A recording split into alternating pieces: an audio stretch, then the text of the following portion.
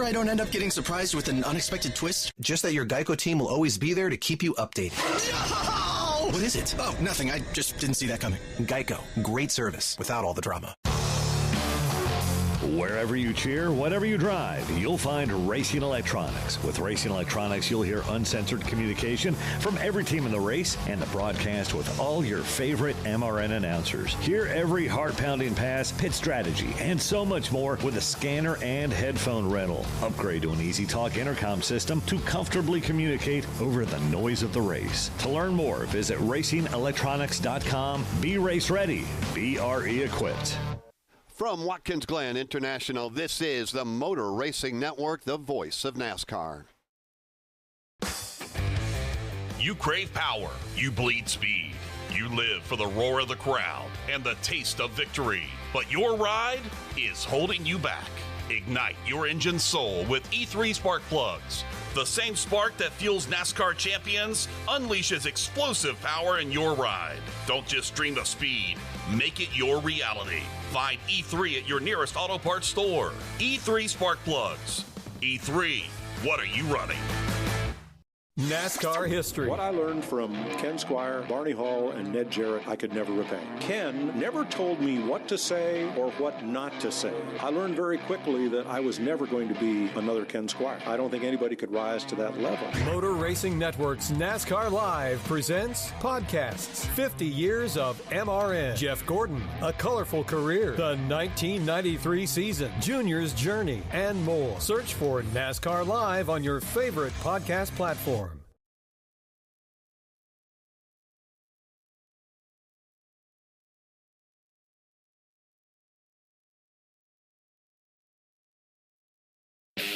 Here's the starting lineup for the Go Bowling at the Glen. Brought to you by eBay Motors. Bring home the cup with eBay Guaranteed Fit. Brakes, headlights, all the parts to fit your vehicle the first time, every time. eBay Motors. ebaymotors.com. Eligible items only. Exclusions apply. Row 19. Kaz Gralla, Boston, Massachusetts. Todd Gilliland, Mooresville, North Carolina. Row 18. Justin Haley, Winamac, Indiana. John Hunter Nemechek, Charlotte, North Carolina. Row 17. Harrison Burton, Huntersville, North Carolina. Row 16. Bubba Wallace, Concord, North Carolina. Josh Berry, Hendersonville, Tennessee. Row 15. Brian Blaney, Hartford, Ohio. Carson Hocevar, Portage, Michigan. Row 14. Brad Keselowski, Rochester Hills, Michigan. Daniel Hemrick, Kannapolis, North Carolina. Row 13. Ricky Stenhouse Jr., Olive Branch, Mississippi. Eric Jones, Byron, Michigan. Row 12. Chris Busher, Prosper, Texas. Austin Dillon, Welcome, North Carolina. Row 11. Denny Hamlin, Chesterfield, Virginia. Ryan Preece, Berlin, Connecticut. Row 10. Kyle Larson, Elk Grove, California. Zane Smith, Huntington Beach, California. Row 9. Corey LaJoy, Kannapolis, North Carolina. Christopher Bell, Norman, Oklahoma. Row 8. Tyler Reddick, Corning, California. Ty Gibbs, Washington, D.C. Row 7. Chase Elliott, Dawsonville, Georgia. Kyle Busch, Las Vegas, Nevada. Row 6. Chase Briscoe, Mitchell, Indiana. William Byron, Charlotte, North Carolina. And now, the top 10 starters. Starting 10th. Michael McDowell, Glendale, Arizona. Starting 9th. Noah Gregson, Las Vegas, Nevada. Starting 8th. Daniel Suarez, from Monterrey, Mexico. Starting 7th. Joey Logano, Middletown, Connecticut. Starting 6th. AJ Allmendinger, San Jose, California. Starting 5th. Austin Cindric, Mooresville, North Carolina. Starting 4th. Alex Bowman, Tucson, Arizona. Starting 3rd. Shine Van Gisbergen. Starting 2nd. Martin Truex Jr., Mayetta, New Jersey. And starting on the pole. Ross Chastain, Alva, Florida. That's the starting lineup for the Go Bowling at the Glen. 38 race teams are ready to go for 90 laps around this 7-turn, 2.45-mile road course in upstate New York. It is race number 28 of the 2024 schedule and the second race of 3 in the round of 16. We are ready to take you trackside right now for pre-race ceremonies at the Glen. Please rise as you are able, remove your hats, and veterans render a hand salute as the New York State Police Troop E Color Guard presents our nation's colors. Here to offer today's invocation, please welcome Pastor Brady Bond. Let's pray. Jesus, your word says every good thing comes from you. So we thank you for today, the beautiful weather, for this race that means so much to this community. Would you guide and protect the drivers and their crew? And Jesus, I thank you that you came not to condemn the world, but to save the world because you love us. And we pray that your kingdom would come and your will would be done here at Watkins Glen International as it is in heaven. Amen. Here to perform the Canadian National Anthem, please welcome Nashville singer, songwriter, and recording artist, Sydney Irving.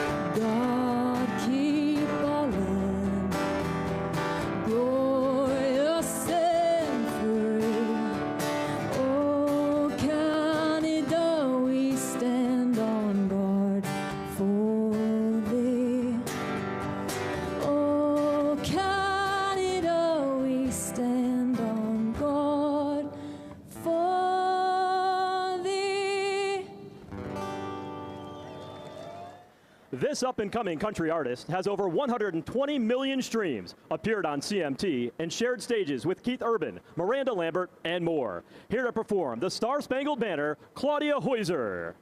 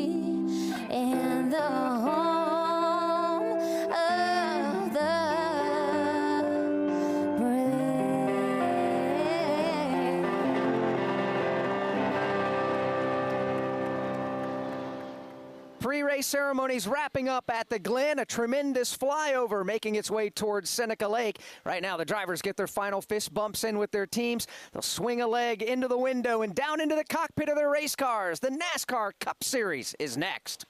Hey, race fans. I'm AJ Allmendinger, driver of the Go Bowling Chevy Camaro. How would you like to win a Go Bowling experience with me and Eric Amarola? The grand prize is a VIP trip to Charlotte, North Carolina for two, for a private bowling party with me and fellow Go Bowling driver Eric Amarola. It's easy to enter. Go to gobowling.com for details and get a free game of bowling coupon good at participating Go Bowling centers just for entering. Enter today and let's all go bowling. Right now at Wendy's, you can get a small Frosty for $1. And literally everyone is going. The car behind you, going to get $1 Frosty. The car ahead of you, already had one, going for a second. the person who cut you off earlier? You guessed it, $1 Frosty. Maybe it's all a sign for you to go get one. Just don't cut anyone off. No one likes that person. The iconic Frosty for $1? Gotta be Wendy's. Limited time only at participating U.S. Wendy's. Not valid in a combo. Prices may be higher in Alaska, Hawaii, California, and via third-party delivery. From Watkins Glen International, this is the Motor Racing Network, the voice of NASCAR. Hey racing fans, William Byron here, driver of the number 24 Liberty University Chevy. Did you know that Liberty is not only my sponsor, but also my school? I'm getting a world-class education, and you can too. Whether you study at Liberty's beautiful campus in Virginia with state-of-the-art facilities in NCAA Division I athletics, or with the convenience of LU's 600-plus online programs, Liberty University has the fit that's right for you. Learn more at liberty.edu/24. That's liberty.edu/24. This is Steve Post. If you love sprint cars, you'll love Wing Nation. All the latest sprint car news and interviews from the stars of sprint car racing from around the country. Join Ashley Strumming, Aaron Evernham, and me every Tuesday on Motor Racing Networks and Wing Nation's Facebook pages. We go live with the weekend's winners and newsmakers from around the country. You can also find the podcast of all past shows on YouTube or subscribe to the podcast on any of your favorite podcast providers. Wing Nation, all sprint cars, all the time.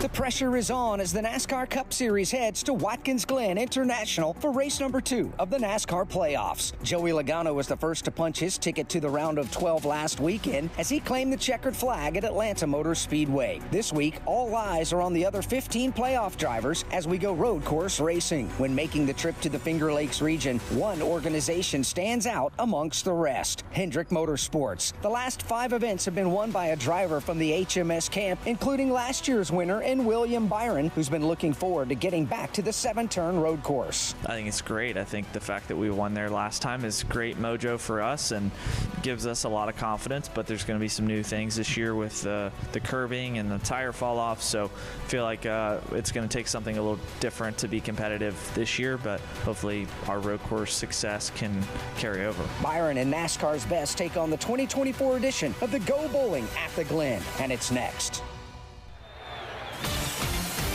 Live on the Motor Racing Network, it's the NASCAR Cup Series. Let's get a big thumbs up.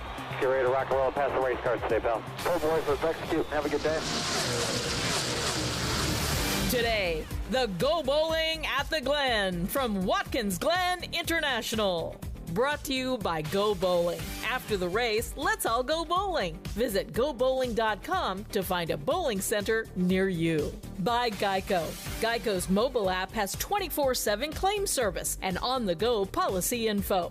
Get more with Geico. By Liberty University. Get your future on track today. Visit liberty.edu/24. By Napa. Elevate your engine performance with Napa Full Synthetic Engine Oil. Brought to you by Pfizer. By Wendy's Breakfast Burrito. By Progressive Insurance. For a job you'll love, visit progressive.com/careers. By Toyota. For the latest Toyota racing information, visit toyotaracing.com. And by Sunoco. From NASCAR to your car, Sunoco Fuel helps your car reach peak performance. On an 81-degree day here in upstate New York, few passing clouds coming by to give these race fans a little shade cover. But, Jeff, a perfect day to go NASCAR racing. And the fans have turned out. They are gathered anywhere around this racetrack to get their best view possible. They're waiting on this moment right now, and that's to get the thing started. So let's take a trackside right now for the command.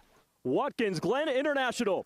This is a moment you have been waiting for. Please welcome from the Bowling Proprietors Association of America, Board of Director Mike Logan, along with PBA and PWBA Pro Bowlers, Brad Miller, Kyle Sherman, and Verity Crawley. And drivers, start your engines!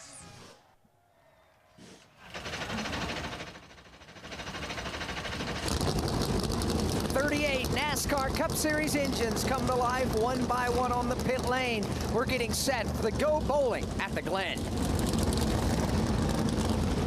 Progressive presents Renter's MVP's Most Valuable Possessions. Today's MVP, Joe Fallon's bedroom mini fridge. Sure, this pint-sized chiller's max capacity is 3 soda cans, but what it lacks in stature, it makes up in cooling strength. Each beverage a perfect 37 degrees every time. And the 2 feet Joe walks to get a drink, priceless. That's why his mini fridge is today's MVP. Keep your most valuable possessions protected by bundling your renters and auto insurance with Progressive. Progressive Casualty Insurance Company affiliates and other insurers not available in all states. I can't wait for golf this weekend, huh, buddy? Time flies. Love you, man. Oh, don't forget your knee brace again. We aren't in college anymore. Moments together matter, so help protect yourself from RSV. International, this is the Motor Racing Network, the voice of NASCAR. If I would have kept making only the minimum payments on my credit cards, my debt would have taken me 47 years to pay off. These are real National Debt Relief customers. I knew I wasn't going to be able to get out of debt by myself. Credit card, medical, or personal loan debt? National Debt Relief negotiates with your creditors to reduce what you owe. National Debt Relief got me out of debt. You could be debt-free in as little as 24 to 48 months. Visit nationaldebtrelief.com to learn more and get started. nationaldebtrelief.com. Give us a follow. The Motor Racing Network is on Facebook, X, YouTube, and Instagram. We've got links to all our podcasts, MRN Radio Race broadcasts, and NASCAR news and information. Video podcasts on MRN's YouTube and Facebook. On X, use the hashtag AskMRN to connect with us and our award-winning race announcer. Give us a like, post a comment, share a podcast. Just search for MRN Radio. The Motor Racing Network on all your favorite social media outlets.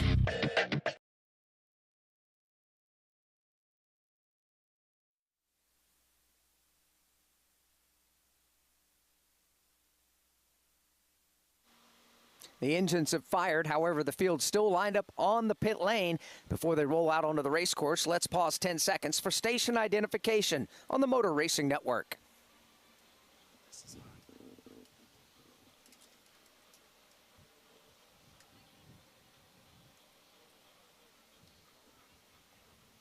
Motor Racing Network live at Watkins Glen International. The NASCAR Cup Series getting set for the Go Bowling at the Glen. My name is Alex Hayden. Alongside is Jeff Striegel and championship-winning crew chief Todd Gordon. We'd heard from our pit reporters already, Steve Post and Chris Wilner. And time to bring in 3 more voices ready to call the action for you here this afternoon on the Motor Racing Network. Quick reminder, 90 laps, 2.45-mile road course, 220 miles in all. Stage 1 done at lap 20, stage 2, lap 40, then a 50-lap run to the black and white checkered flags and ready to go to work for you right now. We're going to start at the top of the S's. As we come across the start-finish line, it's a downhill run into turn number 1. That's a 90-degree right-hander. Once you exit there, you enter the S's, 2, 3, and 4, and at the top of the hill from Barrie, Vermont, as always, it is Dave Moody. Thank you, Jeff Striegel. Good afternoon once again, everyone. As Jeff mentioned, as a complete turn 1, that 90-degree right-hander known as the S's, that's the lowest point at this end of the racetrack. At that point, they'll begin a long climb to the clouds, more than 100 feet uphill in elevation change through the S's, a right-left, right combination that doesn't offer a whole lot of room for mistakes. There are 2 layers of baby blue Armco barrier on either side of the racetrack, in some cases just a foot or 2 off the racing groove. Some grass runoff area, but it has proven to be not nearly enough on many different occasions. A lot of lead changes, a lot of passing for position, even a little bit of contact through this end of the racetrack. As we look down over the beautiful Finger Lakes area of New York, the sailboats are out on Seneca Lake, a beautiful day for sailing. We've got a different kind of action in store for us here this afternoon at the Glen. Now let's go to the other end of the back straightaway. And Kyle Rickey of Killingly, Connecticut. All right, thank you very much, Dave, and good afternoon, everybody. Once onto that back stretch, drivers will be full throttle for about 3 seconds or so before they begin to brake and downshift to set up for the bus stop. A fairly slow section of this course designed in the early 90s to slow the cars before turn 5. It's a right-left, left-right combination of corners that are very narrow and often lead to contact, especially when the cars are side by side. Complicating it even more are some new curbs that have been installed upon the entry and the exit. Now out of the bus stop, the cars will race into turn number 5, a long sweeping downhill corner. that is also known as the Carousel. It's a good place to build some speed and some momentum before a short straightaway. And that's where the cars will race into the view of Barbersville, West Virginia's Jason Toy. All right, thanks a lot, Kyle Ricky. And talking about that downhill turn number 5, a wide runoff area to driver's left. And to paint the picture for you, if you're in your highway car and you're driving on the interstate, your car may drift to or left or right across that lane. You feel those rumble strips. That's what encounters the drivers on the left side of the race course there to get them back out here on the speedway. 38 feet from line to line of pavement to work with as they work down the 2,040-foot stretch that will take from turn number 5 to turn number 6. A left-hand sweeping corner, downshifting into third gear, but then they'll downshift again when they hit the little 200-foot run between here and turn number 7 and carry second gear through that corner, which is the right-hander that brings them back out on the front stretch in front of Alex Hayden, Jeff Striegel, and Todd Gordon. And that is a lap around the historic Watkins Glen International. NASCAR fans, thinking about heading to the track? The official NASCAR Tracks app is the ultimate resource for planning and attending your next event. Discover tickets, event schedules, maps, and facility information to make your experience memorable. Get notified of the latest happenings right on your mobile device. Ready, green flag, green flag. New for 2024 is scanner access right from your phone. Got a race to win, my man. Listen to driver and team communications while at select NASCAR Tracks. Download NASCAR Tracks today on the Apple App Store or Google Play. NASCAR fans, the time is now to turn your love of racing into free tickets, merchandise, VIP experiences, and much, much more. Rack up fan rewards points by watching races at home, playing fantasy, completing challenges, and visiting tracks. Then redeem your points for epic prizes. You are in the driver's seat. What are you waiting for? Sign up for the free NASCAR Fan Rewards loyalty program today at NASCAR.com/fan rewards. A final sweep of the pit lane coming up from Watkins Glen International. This is the Motor Racing Network, the voice of NASCAR. From tickets, parking, and travel, race weekends can be stressful. Let Racing Electronics make communication easy. With a scanner and Easy Talk intercom system rental from Racing Electronics, you can effortlessly talk over the noise of the race. Hear uncensored driver and crew communication from every team in the race, or tune into the race broadcast with your favorite MRN announcers. To learn more, visit RacingElectronics.com today. Keep up with all of the action during the 2024 NASCAR season with NASCAR Today. William Byron has won the Daytona 500. Every weekday throughout the season, we'll bring you the latest news and insights. At that point, I really had in my mind, okay, we can really win this. As we count down the days to championship weekend in Phoenix. It's surreal still. I can't believe I'm in this position. I'm Chase Elliott. Listen to NASCAR Today every weekday right here on the Motor Racing Network.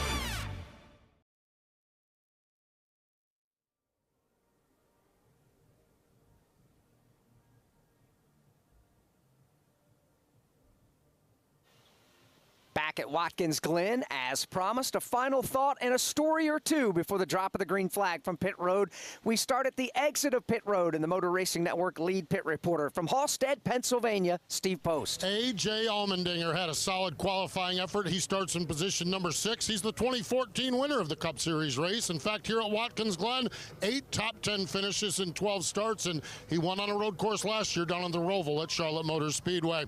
A.J. really wants to get out of here with a good day. Not only just have a good day here at Watkins Glen, but he returns full-time Cup racing in 2025, and a good day today can lead to some momentum and good vibes as he gets ready to go full-time Cup Series racing next year again. Allmendinger starts in position number 6. Chris Wilner? Well, Steve, speaking of road course ringers, we're throwing it back a decade here at the Glen today with the return of Juan Pablo Montoya to the seat of a NASCAR Cup Series machine. The 2-time Indy 500 champ and 7-time F1 winners back to a place he found victory lane in 2010, but things are certainly much different this time around. He's driving the 50th anniversary Mobile One Special for 2311 Racing, and Juan told me he had to train himself to be more aggressive on how to drive this next-gen machine, and that the tire fall-off adds a new element in managing his equipment, but he's having a blast. He's got his son Sebastian, who's a rising talent and in his own right here, plugged into the pit box for all the action. But one thing's for certain, Juan is coming here to race, but it's all about learning in stage 1 and 2 and getting himself in position to what he calls Vintage JPM in stage number 3. He'll start deep in the field, though, today, 34th. So there are the stories from pit road. I'll add one more to it. This is the first time Watkins Glen has hosted a playoff race, and it's next. Will need a new battery this year? Don't wait till it's too late to do something about it. Test your battery regularly, and if you need a replacement, Napa has you covered with a full range of long-lasting, high-performance batteries for every make and model on the road. So don't wait until your car won't start or you're stranded on the side of the road. Test your battery today or find the replacement you need at Napa locations nationwide, because it's our mission to keep you moving. Napa! The NASCAR Powerball Playoff is back and ready to make a new millionaire in Victory Lane. Oh, it's you! Stephanie! Last year, it happened to Stephanie. This year, it could be you winning $1 million at NASCAR Championship Weekend. Head to Powerball.com for the list of participating lotteries and join the race for $1 million. Powerball, the official lottery game of NASCAR and home to the NASCAR Powerball Playoff.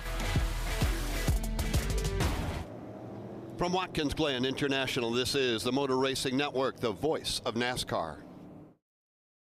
Relive the thrills of over 50 years of NASCAR racing with the Motor Racing Network's Classic Race. 36th Annual Southern 500. They come down to the start-finish line. Bill Elliott and David Pearson get down. We dig into the MRN audio vault for unforgettable races and moments. Dale Jarrett's got the lead. Earnhardt's not going to get him. Dale Jarrett is going to win the Daytona 500. Available on MRN.com and podcast platform. Alan Kulwicki out of turn number 4, the new Winston Cup champion. He does it across the line. MRN Classic Races. Drivers, start your engines! Your home for the NASCAR Craftsman Truck Series. Green flag goes in the air and we are underway. The Motor Racing Network. 2 by 2 by 2. They're about 10 rows deep of double wide racing. Taylor Gray to the bottom. Nick Sanchez outside, and they're crashing mid-pack. The voice of NASCAR, the Motor Racing Network. Checkered flag is in the air and Corey Heim has scored the win.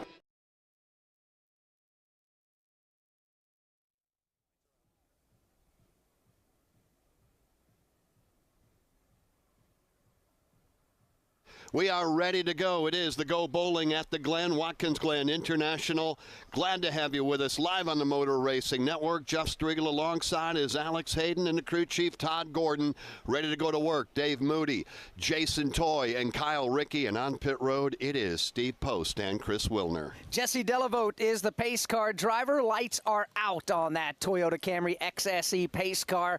Field bunches up 2 by 2 behind him. Shannon Bednarik is on top of the flag stand. We get her closer and closer to putting this race underway. To call the start of the Go Bowling at the Glen for the Motor Racing Network from Grand Rapids, Michigan. Here's Jeff Striegel. This is race number 2 of the round of 16. The playoffs right now in action. 38 teams ready to also go into action. It's time to go bowling at the Glen. The green flag is in the air. Ross Chastain on the inside. Shane Van Gisbergen right behind Martin Truex to the outside of Ross as they head to 1. Chastain got a good jump at the drop of the green flag. That'll bring him to turn number 1 with the lead in hand as they sort out and try and get back to single file now as they race up through turn 2 and 3 into the S's. It's Chastain by half a car length. Martin Truex Jr. rides in second.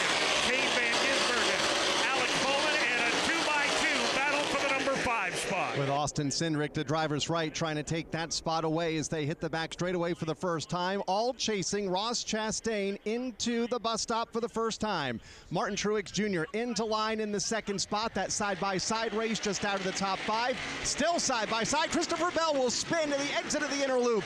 Around he goes. Contact with some other cars that have some damage, including defending champion Ryan Blaney. He has come to a stop to the outside of turn number 5. One other car sits backwards, and that is Kyle Busch. So some big guns caught up in a first lap incident at the exit of the inner loop.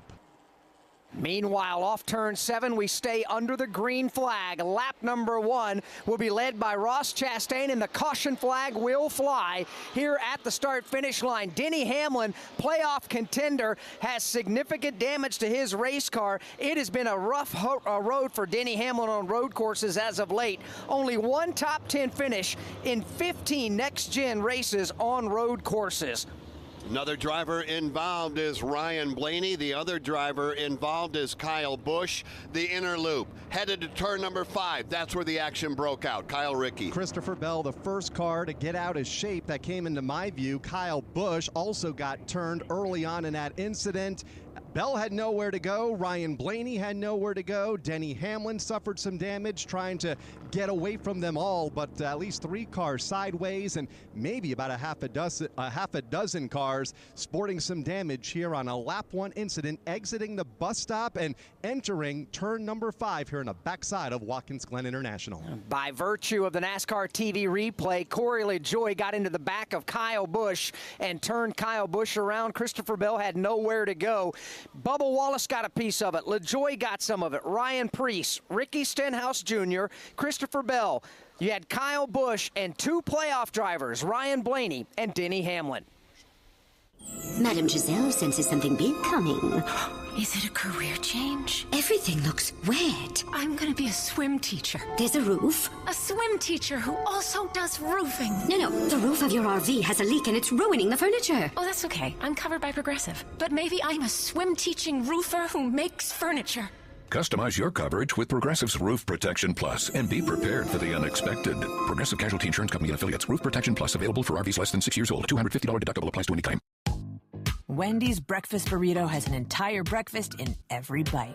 Fresh cracked eggs, seasoned potatoes, American cheese, cheese sauce, and sausage or bacon. So the first bite is like fresh cracked American cheese sauce, bacon. And the second bite is like fresh cracked American cheese sauce, bacon. And the third bite, you get the idea. The boss of breakfast burritos, gotta be Wendy's. Participating U.S. Wendy's during breakfast hours. From Watkins Glen International, this is the Motor Racing Network, the voice of NASCAR. We are getting ready to crown a champion. Championship weekend is coming back to the desert. Let's get this party started. 4 title races in 3 days means there will be a buzz in the air all weekend long. Whether from the grandstands, the infield experience, or the hillside, this is your chance to witness history and make championship-caliber memories for the whole family. NASCAR Championship Weekend at Phoenix Raceway, November 8th through the 10th. Get your tickets now at phoenixraceway.com.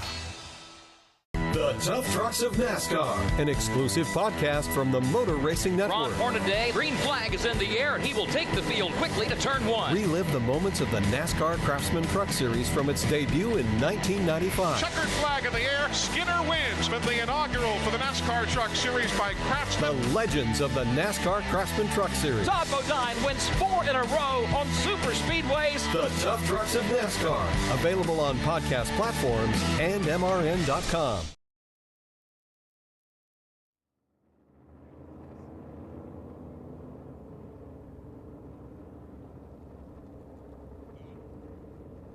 Back at Watkins Glen, pit crew members no sooner just got back to their pit box and began to stretch out just a bit before they had to spring into action because of the multi-car crash and the inner loop on lap number 1. This trip to pit lane is presented by Wendy's. Get ready to cool down this summer with the ultimate treat. This iconic dessert is too thick for a straw, but just right for a fry. Try a small Frosty for just $1. Limited time only at participating U.S. Wendy's. A lot of cars have been on the pit lane, some still there. Chris Wilner. And one of those drivers is Denny Hamlin. Just brought his FedEx Toyota to the attention of his crew. Crew chief Chris Gabehart said we're going to look at the left rear toe link first. That's where they think the significant damage is to his Toyota. They're still working. They've got the car jacked up. They're looking at the left rear as we speak. There also is significant right front damage. The right front is flat, as well as some cosmetic damage around the hood, or around the nose, I should say, and the front splitter. But all attention right now on Denny Hamlin, who continues to sit here caught up in that incident, is on the left rear toe link. Also worth noting, Bubba Wallace was on pit road.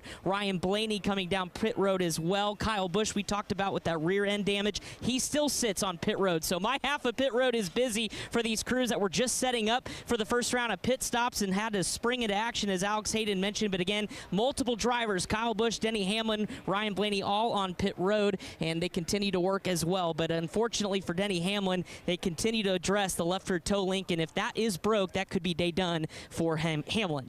Yeah, maybe day done for Ryan Blaney. Right behind you, Chris, as the wrecker takes Ryan Blaney's torn up Ford back to the garage. What we hear from out of Blaney. They're done. It is a broken steering column, and that is going to end the day before lap number 1. Crew chief, you just got to shake your head.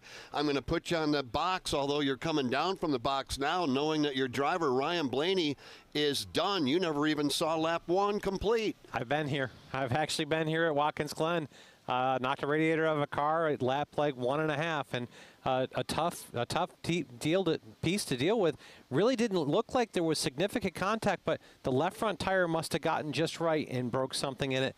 Unfortunate for those guys. Good for them. They had a 45-point cushion coming into here, but that'll be used up this race, it looks like. As they sit right now, they've fallen from 2nd on the playoff standings down to 9th at plus 33, but that will change as the race continues to run. But, yeah, the run they put together last week at Atlanta has been a saving grace. Nobody wants to use a mulligan, especially in the opening round of the playoffs. Kyle Busch just now pulling away from his pit stall.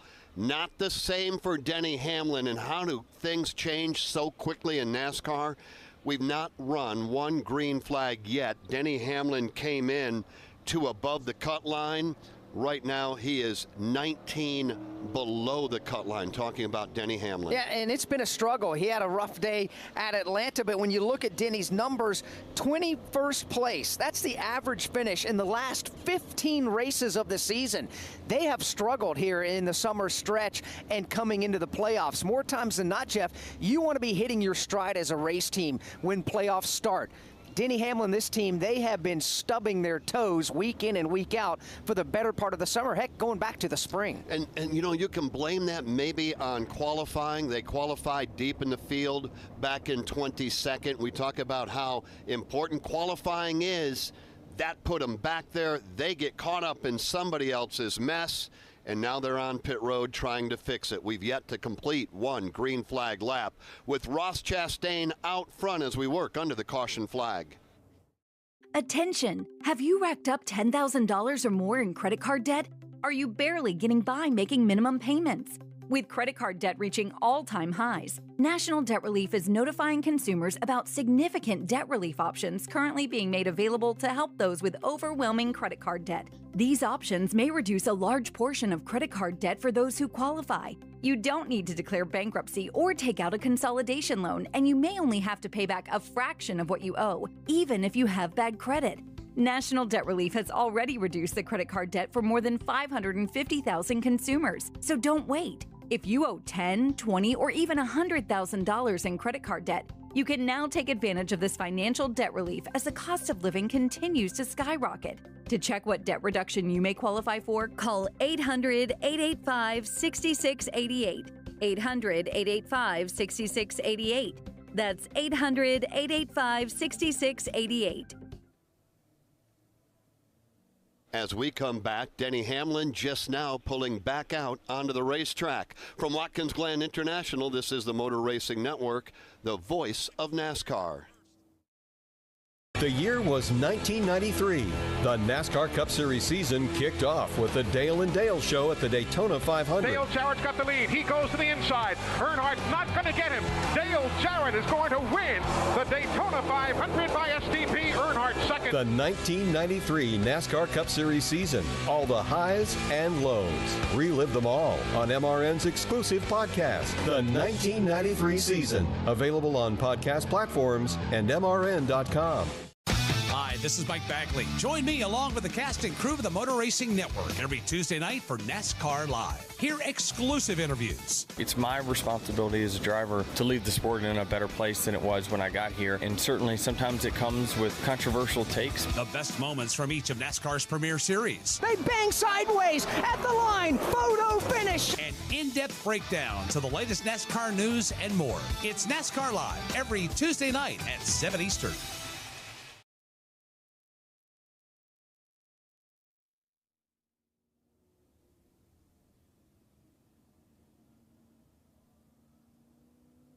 A lap 1 crash has really hurt a lot of top contenders, including Ryan Blaney. Let's take you to the garage right now, Chris. And Ryan is in the garage. He climbed out of the race car and he had a discussion with NASCAR. He's currently talking to his crew chief, Jonathan Hassler, as they continue to go over the decision-making process here. Remember, he did have to take a tow on the back of the wrecker to the garage, and he was discussing with NASCAR for several minutes about the decision to do so. He wanted to drive it, as Todd was mentioning, back to the garage area. Ryan, I saw you talking to NASCAR. What was the decision? What did they tell you on why you weren't able to come back on your own to the garage area? You have to ask them. They said we're done. Didn't even give us a chance to look at it on pit road. They just say you're done. So, how do you put this into words? Lap 1 here at the Glen. Awful. Typical. Caught up in someone else's mess, but I don't even know what happened. Just broke something in the steering, and I think we honestly could have got it fixed in 5 minutes if they would have actually just dropped us at our box, but never got the chance. So, yeah, have to go on to Bristol next week. Appreciate your time. Ryan Blaney visibly frustrated. Again, still trying to decipher why he had to take the tow back. But again, NASCAR telling them that Ryan Blaney and this Team Penske Ford are done for the day. Tough break for Ryan Blaney. Todd, is that a matter of they had to put it on a wrecker and drag it back? Yeah, I think it is, but if you've got flat tires, they will tow you back on a wrecker. So there's kind of a, where does this play? I guess if he had 2 flat front tires, then he could have gotten a tow back to his garage area. I got to believe that's what NASCAR's after, is that if you have to get towed from the scene, that you're out of the race. But they do have a caveat where if you got flat tires, it won't let you. They will tow you back to the box. So it becomes a little confusing for a driver like Ryan. He comes in 45 above the cut line. Right now he is 33 above the cut line. Talking about Ryan Blaney, done for the day, did not complete 1 lap. Kyle Busch, 1 lap down. Denny Hamlin, 1 lap down. We'll get an update on Ricky Stenhouse Jr. when we can. That car is in the garage, and that car is reported out as well. So Stenhouse Jr. done, Blaney done, Busch and Hamlin 1 lap down. As we get ready to go back under the green flag, Chastain and Truex, Martin Truex, 1-2. Shane Van Gisbergen, Alex Bowman, A.J. Allmendinger, top 5. Austin Cindric, Daniel Suarez, Joey Logano, Michael McDowell, and Chase Briscoe, your top 10. Field makes its way into turn number 7. Let's see if we can get a full green flag lap completed this time, as we're working lap number 4, about to be complete. Lap number 5 will go on the board this time. Here they come, up off of turn number 7, waiting to get to the Geico restart zone. Ross Chastain will restart to driver's right, Truex to driver's left. Green flag goes back in the air. Through the gearbox they go. Denny Hamlin is back on the track racing. We'll find out if the team got the car repaired well enough. The field rumbles down to the 90. Carbon copy of the initial start as Ross Chastain is able to sneak away. He'll take that inside lane or driver's right. Here they come up through the S's now. The battle will be for second. Shane Van Gisbergen on the back bumper, hassling Martin Truex Jr. and TJ gets away. That'll put Van Gisbergen back to third. Bowman is fourth. As Ross Chastain leads to the back straightaway, they'll single out at the front half of the field as they hit the bus stop. Martin Truex Jr. right there in the second position within a car length, and it's Shane Van Gisbergen, Alex Bowman. Front 4 able to break away by a couple of car lengths over Chase Briscoe and Austin Cindric. Everybody safely through the bus stop, through turn 5 and onto the short straightaway. Working their way on the short chute. One driver goes way wide off the track, pulls it back in. That's Austin Cindric. But up front, it continues to be Ross Chastain. Well, half a car length separation between him and Martin Truex Jr. Another car length back to Shane Van Gisbergen as they head to 7. Last lap up through the S's, A.J. Allmendinger was running in position number 5. He got knocked around. He went all the way to the tail end of the field. We'll have to follow up and see if there's any additional damage to A.J. It's Chastain, Truex, Van Gisbergen, Bowman, Briscoe. That's your top 5. All separated by about a car length as they make their way through the 90 and begin their climb up through the S's. Austin Cindric rides there in the number 6 position. Everybody back through the top 10, successfully getting in single file formation.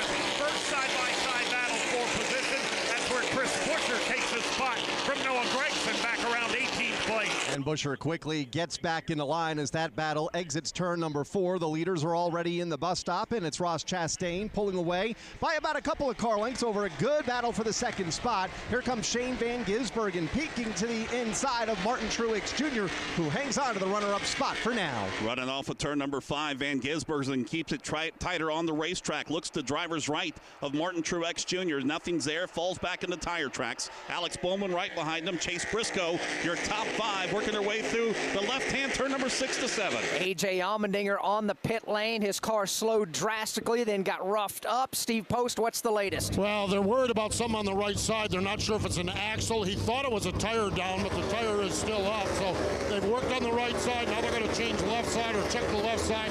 It appears they're focusing on the axle of the car, and right now there's not a big sense of urgency from this team. So we'll see if we can get a final assessment. But A.J. Allmendinger sitting here aboard the race car, not going to be the day he was looking for. Boy, a couple of big names having early issues here at the Glen. 7 down. Chastain, Truex, Van Gisbergen, Bowman, Briscoe, top 5. Kyle, they're headed your way. Interval still about the same at the front of the field. Chastain, the race leader, about 5 car lengths back to Martin Truex Jr., who has a heck of a time right now fending off Shane Van Gisbergen, giving him fits inside and out. Shane Van Gisbergen gets a great run into turn 5, closes to within a car length, but can't make a move. Shane Van Gisbergen trying to get the best out of the goodie out of those Goodyear Racing Eagles here before they start dropping off. He goes right again, trying to make the same move, but Truex Jr. stays right there in front of him. Matter of fact, opens up about a car length and a half in front. Alex Bowman feeling all kinds of pressure now from Chase Briscoe. That is 4th and 5th in the running order, and those two drivers with their own battle have a great seat to watch this ongoing fight for the runner-up spot between Martin Truex Jr. and Shane Van Gisbergen. All the while, A.J. Allmendinger takes his car to the garage. The leaders make their way back to the S's. Ross Chastain able to open up a bit of daylight between himself and Martin Truex Jr., who rides in second. Will make it about a 5 to 6 car length advantage for Chastain as he begins conga lining his way up through the S's.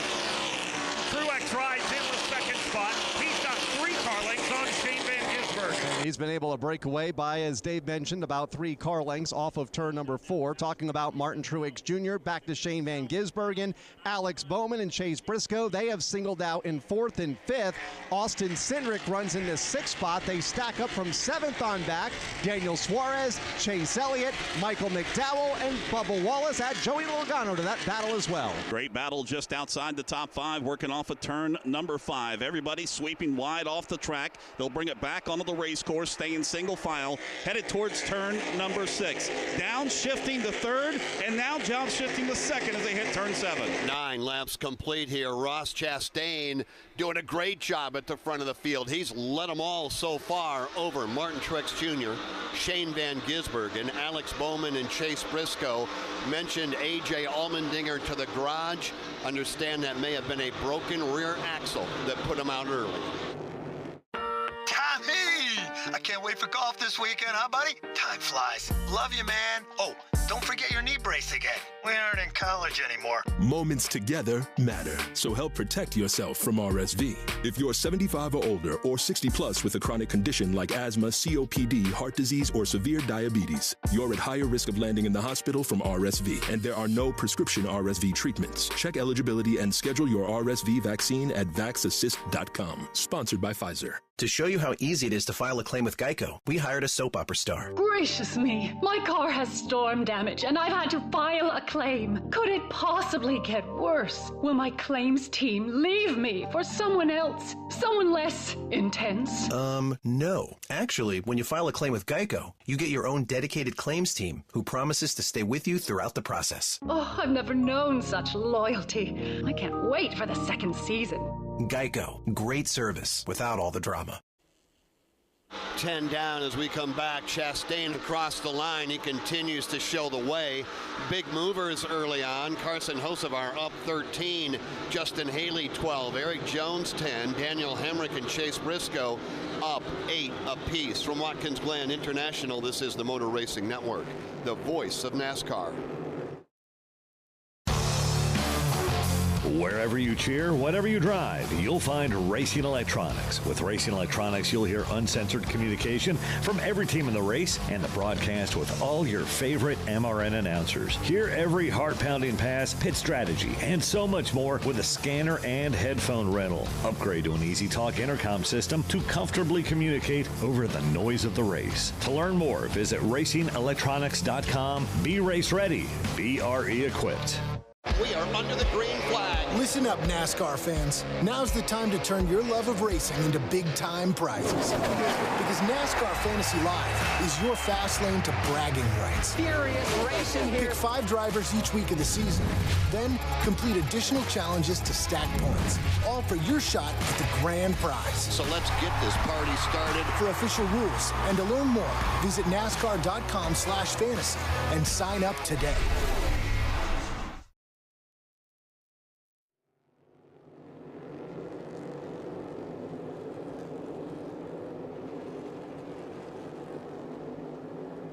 Ross Chastain continuing to lead here. He made 5 prior starts here at this racetrack. He's never even finished in the top 10.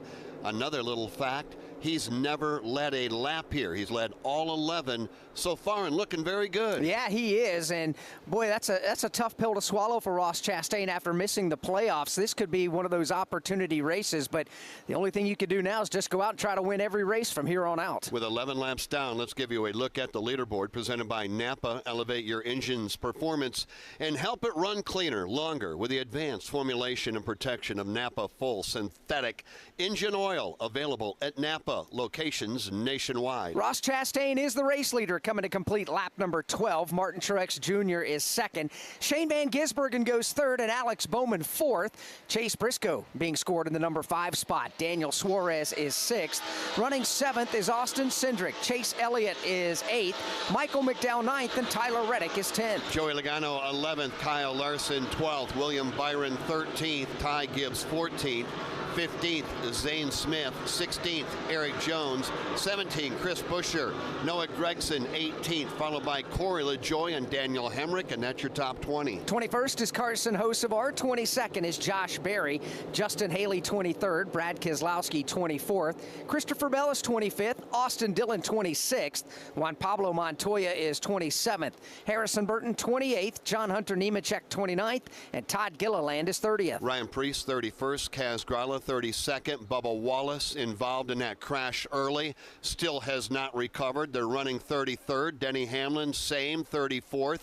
Kyle Busch, 35th. Out of the event, broken transaxle now is what we hear on A.J. Allmendinger, 36th. Ricky Stenhouse Jr., 37th, and Ryan Blaney, 38th. For those drivers that were involved in the lap 1 crash, been an on and off the pit lane, they all have met minimum speed, so the damaged vehicle policy clock has been turned off on those cars, so they're going to be able to soldier on now with wounded machines. Up front, it's Ross Chastain by 1.1 seconds. Todd Gordon, we are just past halfway here in the opening stage of the race with 7 laps to go in the stage. Is it time to start thinking about a potential strategy call? Yeah, I think these crew chiefs are looking at it, and I've been looking at the lap times. We've seen over a second of lap time degradation from Ross Chastain, the leader in the 7 or 8 laps we've had green flag here. So these guys are going to be working off this and thinking about what they need to do. I would look for the lap 17, lap 18 cycle to start. And again, we will put the green and white checkered flag in the air on lap number 20. That will wrap up stage 1, stage 2 complete at lap number 40. A reminder that later on we're going to pick the Xfinity Mobile Reliable Performance of the Race presented by Xfinity. Xfinity Mobile's got you covered with a reliable nationwide network. Learn more at xfinity.com/mobile. 6 laps to go in the opening stage. Chastain continues to stretch his advantage. The battle is on for the second spot here in turn number 7. Martin Truex Jr. under attack. Shane Van Gisbergen to driver's right will go to the inside of Truex's Toyota and take over the second spot. Now Truex becomes the hunter after being hunted the opening 14 laps of this race. The battle for second continues on. Shane Van Gisbergen's been very methodical in his approach to getting that number 2 spot. He's been sniffing out different lines at different points on the racetrack. He has gotten the spot away from Truex, and he has immediately motored away. His lead already up to 6 the hill at the top of turn 4. It was only a matter of time before Shane Van Gisbergen made that move, and he did so a lap ago on Martin Truex Jr. While they battled hot and heavy for the second spot, it allowed Ross Chastain to build a rather healthy lead, about 25 car lengths at the front of the field over Van Gisbergen now in second. Truex in third has Alex Bowman right there within a car length in the fourth spot. Alex Bowman having to fend off the advances of Chase Briscoe. Last time down, Briscoe was looking to driver's left. He had to rip the wheel down the driver's left to keep him behind him. But as his top 5 was able to pull away, that's allowed now Daniel Suarez to be in the battle of this one for that 5th spot. Suarez, here goes Briscoe inside in 7. Boy, Trackhouse Racing right now having a great afternoon. One driver is out front. That's Chastain. Daniel Suarez right now battling for 5th. That's a good afternoon so far. Shane Van Gisbergen's got work to do, Dave, if he's going to run down Chastain before the green and white checkered flag. It is a lengthy margin, to say the least, Jeff, for most of this opening run. It's been 5 to 7 car lengths, but Ross Chastain's got the pedal to the metal right now. He has left Shane Van Gisbergen and the rest of the field well in the rearview mirror. Ross Chastain already onto the back straightaway as the race from second on back now exits turn number 4. Van Gisbergen in that second spot. He's been able to get away from Martin Truex Jr. as they are under braking now into the inner loop. That right, left, right combination of corners. Truex in third, Bowman in fourth, Briscoe in 5th, Daniel Suarez, Austin Cindric, Chase Elliott, and Michael McDowell, all part of that traffic from third on back. It's a pretty good battle in that 3rd position right now as Martin Truex Jr. continues to try to hold off the advances of Alex Bowman. We've seen Chase Briscoe get racy. Daniel Suarez right there too. Everybody's staying about 1 car length separation as they filter through turn number 6, headed to turn number 7. Just earlier in the race, Jeff and I were talking about Denny Hamlin and that team really not having the momentum as they began their playoff push here, getting swept up in a crash. Here's Michael McDowell coming off the racetrack and coming to the pit lane. Here we are on lap number 16, 4 laps to go before the end of the stage, and Michael McDowell will make his way in for a pit stop. Michael McDowell happy with his race car, qualified up there just outside of the top 10. McDowell now the crew around to the left side of the car. Backward pit stops here. Left side tires are complete on the McDowell car. Topping it off with Sunoco Racing Fuel. Right side tires work, and this is the first of what we expect to be multiple drivers going to try to flip the script here at the end of the stage. Michael McDowell down and away in his Ford Mustang Dark Horse. Yeah, I have a feeling he just kicked the door open, did he not, Steve? We're going to see cars coming to pit road in a moment. You know, you were mentioning Briscoe right now running at position number 5. He has never had a top 5 on a road course. He's coming off that big win at Darlington, trying to build momentum at the right time. Yeah, because some drivers are not getting the momentum at the right time. Chase Briscoe and that team, they weren't even going to be in playoff contention without the win in the Cookout Southern 500 at Darlington. They get that job done, and here they are backing it up here at Watkins Glen with a good run. Here's Shane Van Gisbergen. Second place driver comes off the racetrack. He'll come to pit lane. Joey Logano will come to pit road. Zane Smith will make his way in. Chris Buescher, William Byron, as Joey Logano's team goes to work on the left side of the Shell Pennzoil Ford. They're going to work on the right side, now the left side to Chris Wilner. AJ Allmendinger is out of the race car. I know we were looking at the rear end, the transaxle. What in the world actually put you out of this race? The people a lot smarter than me will figure that out, but it basically pulled the axle out of the transaxle and a whole lot more mess back there than just being able to fix that. So, yeah, disappointing. I guess the only positive note was that I didn't crash in front of the field when I got hit, because that was going to be big. So happy we still have a race car, but just, you know, disappointed. I felt like our Go Bowling Chevy was going to be pretty good. It's hard to tell after 1 lap, but I fired off in that first lap. I thought, okay, this is what I like to feel. But I guess we'll never know. But, you know, overall, it was a good weekend up until then, and just disappointed we couldn't give Go Bowling a better run. Really happy they put their belief in me and College Racing to go out there and try to put on a show. So, thanks for your time, AJ. Thank you. AJ Allmendinger, guys, unfortunately done prematurely here. Transaxle spitting the axle out of his Chevrolet. A three-time road course winner, a big name out early. A big name is Ross Chastain.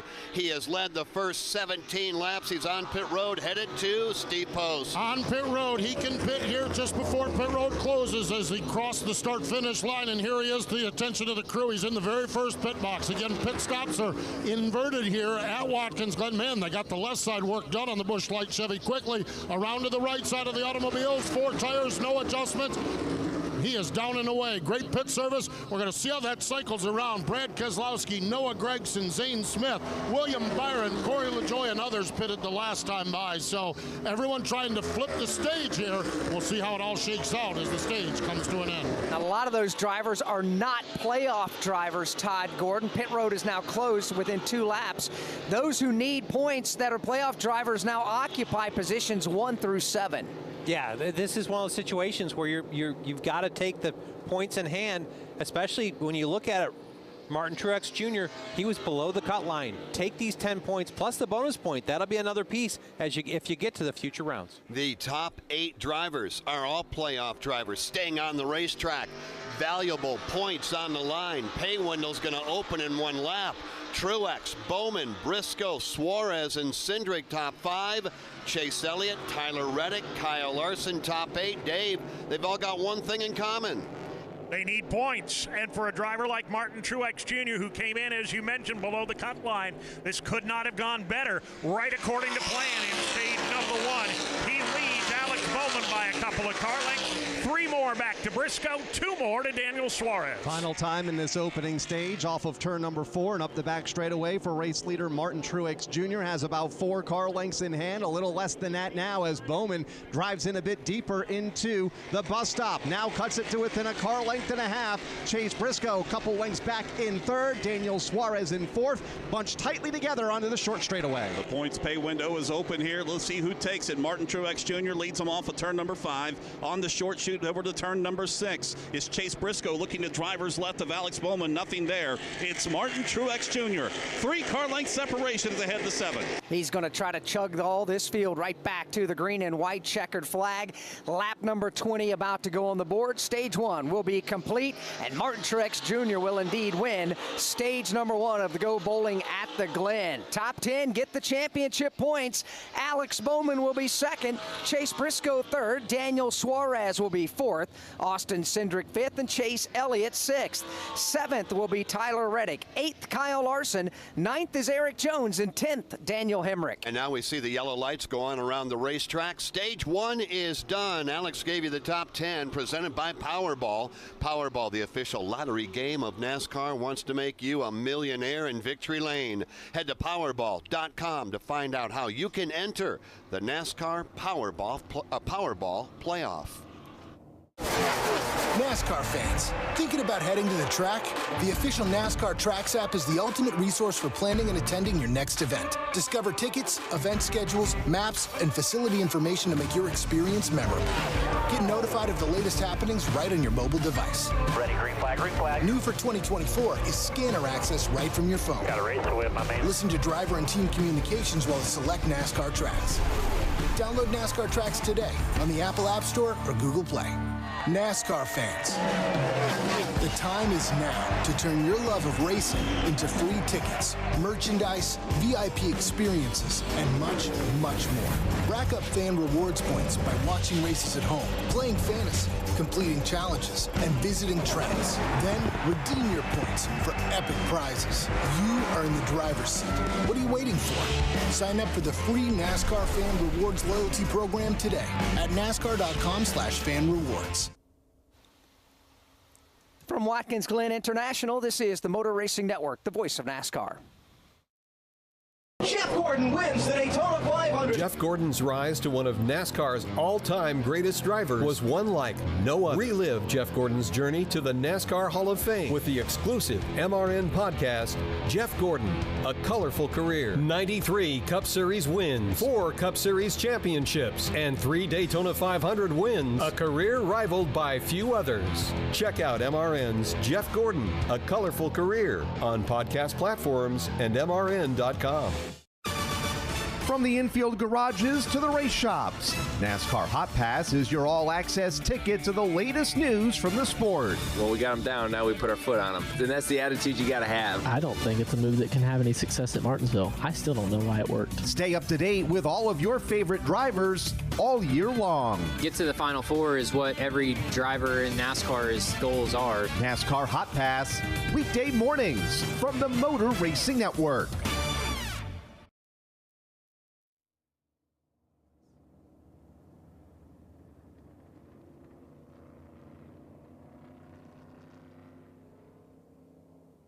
Back here at Watkins Glen, a couple of housekeeping items. On that section of green flag pit stops, there were two drivers got busted for speeding on the pit lane. They were Justin Haley and Brad Keselowski. Keselowski, well, that's the first speeding penalty he's had in 51 consecutive races. Also, the beneficiary of the free pass to get back on the lead lap now after this caution flag is Denny Hamlin. We talked to A.J. Allmendinger just a few moments ago. Want to remind you that you have an opportunity to enter a contest to win a VIP trip to bowl with A.J. Allmendinger and Eric Almirola. Head to gobowling.com or stop by the Go Bowling display tent for details on how to enter. No purchase necessary, and every entry gets a free bowling game coupon to go bowling with A.J. and Eric Almirola. That'd be worth it. John Harbuck and all of our friends with Go Bowling and the bowling proprietors always do an amazing job here at Watkins Glen. If you're a fan that comes here to the racetrack, they actually have bowling lanes set up down on the midway in the infield here right behind the NASCAR Cup Series garage in a huge tent down there. You and I have been able to do that year after year. They really do it well here. And AJ is, it's worth it to bowl with Allmendinger if you get the chance. And Eric Almirola with his strike down through the S's a couple of years ago. What was that, the longest strike ever recorded? Yeah, Guinness Book of World Record on that.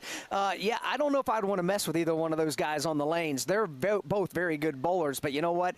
It would be fun to get out there and compete with them and have fun, and who knows, maybe you can beat them. How about the strategy for the playoff drivers? Doing what they need to do to earn valuable stage points. You know, you've got Hamlin down right now. He's down a lap. You've got other drivers that were using strategy to stay on the racetrack and gain points on him. Todd, I guess that's the way you got to do it. Yeah, you've got to look at what's the best way to take care of yourself here. Top 8 finishers in that stage were all playoff drivers who valued the playoff points that came to it as they come around turn 7 here, coming to pit road. Yeah, the green light is on. 23 drivers stayed on the racetrack and did not pit under green conditions. Here comes race leader Martin Truex Jr. to Chris Wilner. And James Small calling his driver in. Martin Truex Jr. really complaining about the lateral grip throughout this 2.45-mile road course and very loose off the corner. Air pressure adjustment already on the right side of the race car with 4 tires and fuel. Austin Cindric says the brake pedal's going long. 4 tires and fuel. Also in, Tyler Reddick complaining of a type race car. They told him to stop short in the box. Steve Post. Daniel Suarez pretty happy with his car. Chase Briscoe also happy with his. Alex Bowman reported that his car was just a little bit tight entering the first and the last corner. The heavy right-handers down and away. Truex is going to be the first out of these cars as they make their way around. Chase Elliott gets pit service, and you guys documented Brad Keselowski, a speeding penalty on his green flag pit stop. He's brought the car back into the attention of the crew, and they're going to put 4 tires in Sunoco Racing fuel on that car as well. Top 5 off of pit road: Martin Truex Jr., Alex Bowman, Daniel Suarez, Kyle Larson, and Chase Briscoe. But again, that's only half the story. A number of other drivers stayed on the racetrack. We'll reset it when we come back. Hey race fans, I'm A.J. Allmendinger, driver of the Go Bowling Chevy Camaro. How would you like to win a Go Bowling experience with me and Eric Almirola? The grand prize is a VIP trip to Charlotte, North Carolina for 2 for a private bowling party with me and fellow Go Bowling driver Eric Almirola. It's easy to enter. Go to gobowling.com for details and get a free game of bowling coupon good at participating Go Bowling centers just for entering. Enter today and let's all go bowling. Craftsman is back on track and racing for a miracle. Help support your local Children's Miracle Network Hospital and save 20% off select Craftsman V20 products. Shop this deal of the race at Ace Hardware. Do it fast. Do it proud. Do it with Craftsman.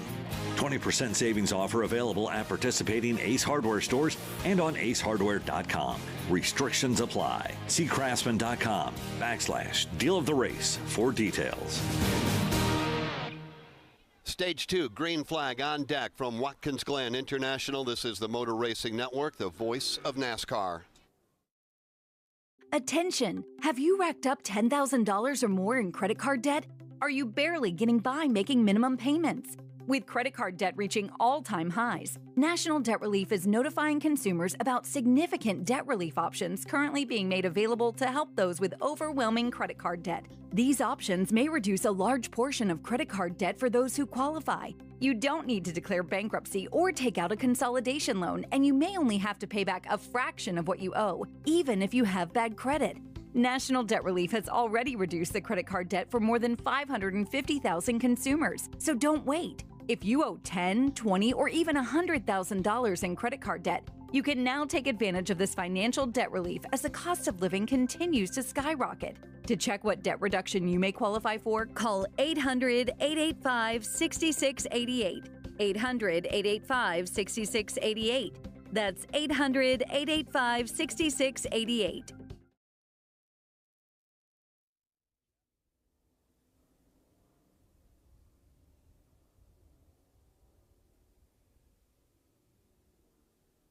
Ross Chastain, Shane Van Gisbergen side by side. When we go back under the green flag, we expect to have that happen here very shortly. Drivers who switch and save with Progressive could save hundreds, which could be life-changing. I mean, you could put that money towards concert tickets for your daughter to see that singer who sings about painful breakups. And one song will inspire your little beauty to break up with that beast she's dating, Brian. Instead, she'll date someone who's nice and worthy of her love, not someone who addresses you and your spouse as bro. And it's all because you could save money switching at Progressive.com. Progressive Casualty Insurance Company and affiliates, not available in all states. Mom, meet Sarah. From first-time Nana moments. Yeah, welcome to Flight 101. To annual girls trip moments. Your can't-miss moments are worth protecting against RSV. If you're 75 or older or 60 plus with a chronic condition like asthma, COPD, heart disease, or severe diabetes, you're at higher risk of landing in the hospital from RSV. And there are no prescription RSV treatments. Check eligibility and schedule your RSV vaccine at vaxassist.com. So where should we go next? Sponsored by Pfizer. From Watkins Glen International, this is the Motor Racing Network, the voice of NASCAR. Hey racing fans, William Byron here, driver of the number 24 Liberty University Chevy. Did you know that Liberty is not only my sponsor, but also my school? I'm getting a world-class education, and you can too. Whether you study at Liberty's beautiful campus in Virginia with state-of-the-art facilities in NCAA Division I athletics, or with the convenience of LU's 600-plus online programs, Liberty University has the fit that's right for you. Learn more at liberty.edu/24. That's liberty.edu/24. This is Steve Post. If you love sprint cars, you'll love Wing Nation. All the latest sprint car news and interviews from the stars of sprint car racing from around the country. Join Ashley Strumming, Aaron Evernham, and me every Tuesday on Motor Racing Networks and Wing Nation's Facebook pages. We go live with the weekend's winners and newsmakers from around the country. You can also find the podcast of all past shows on YouTube or subscribe to the podcast on any of your favorite podcast providers. Wing Nation, all sprint cars, all the time.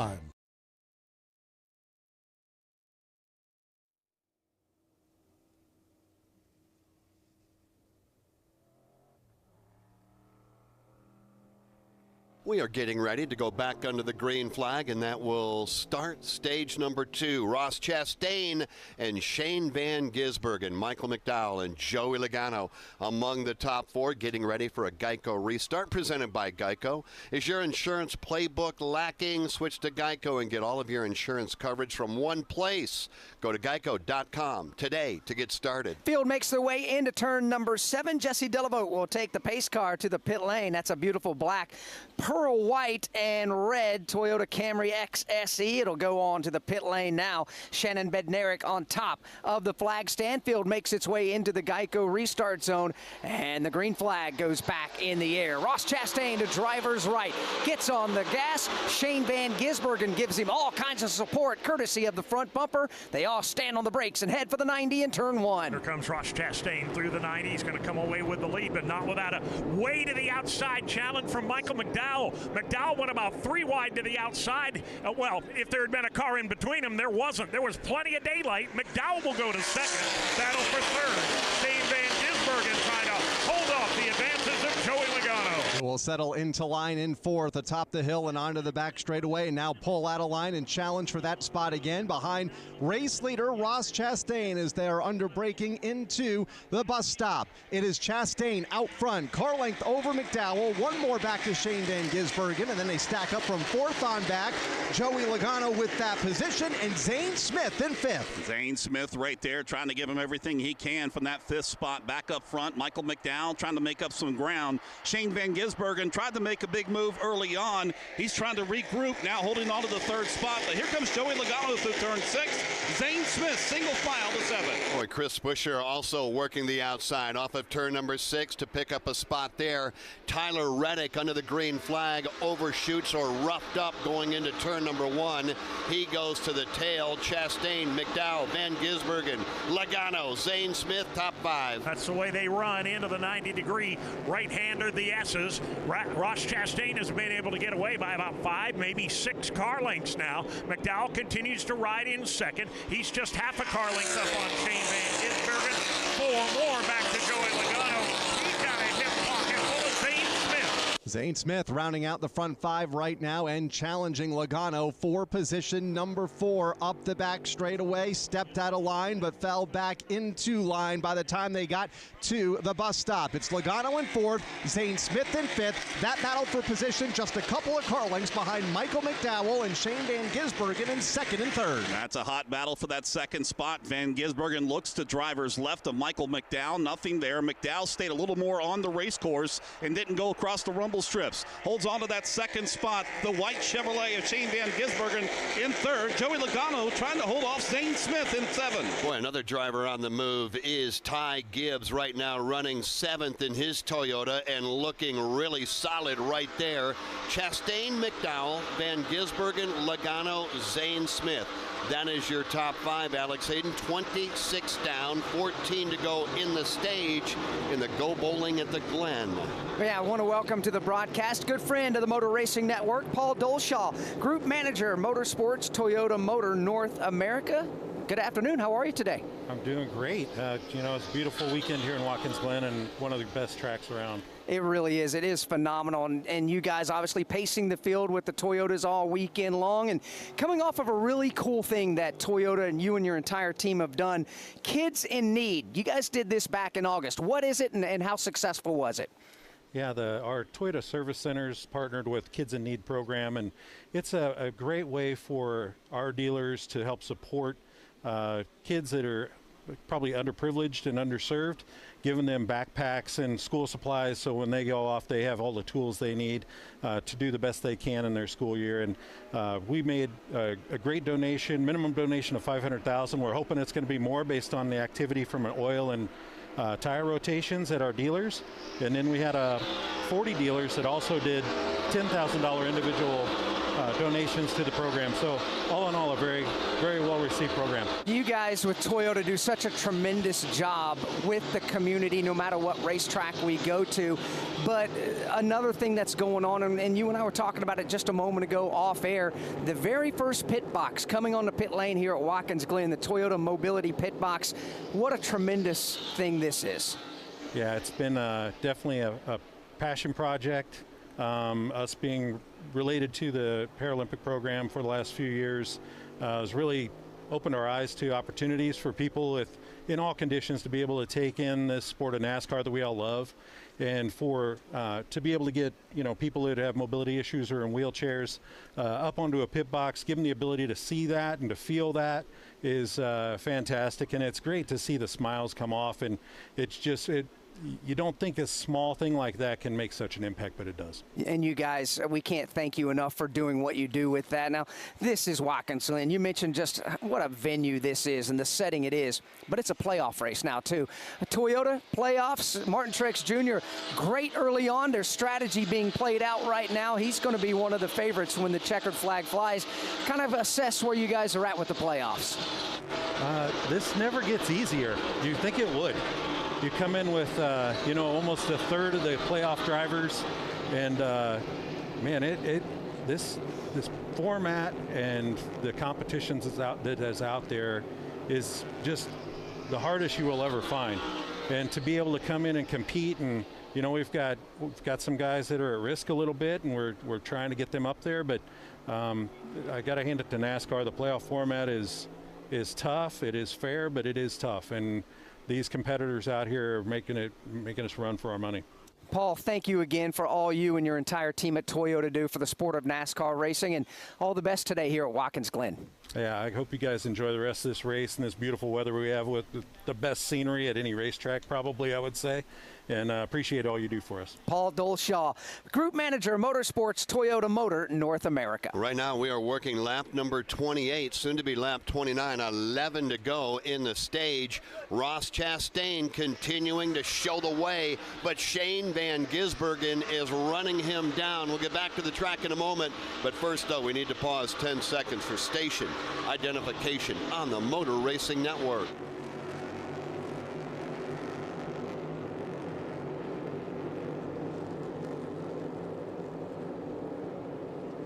Dave, how close is that battle?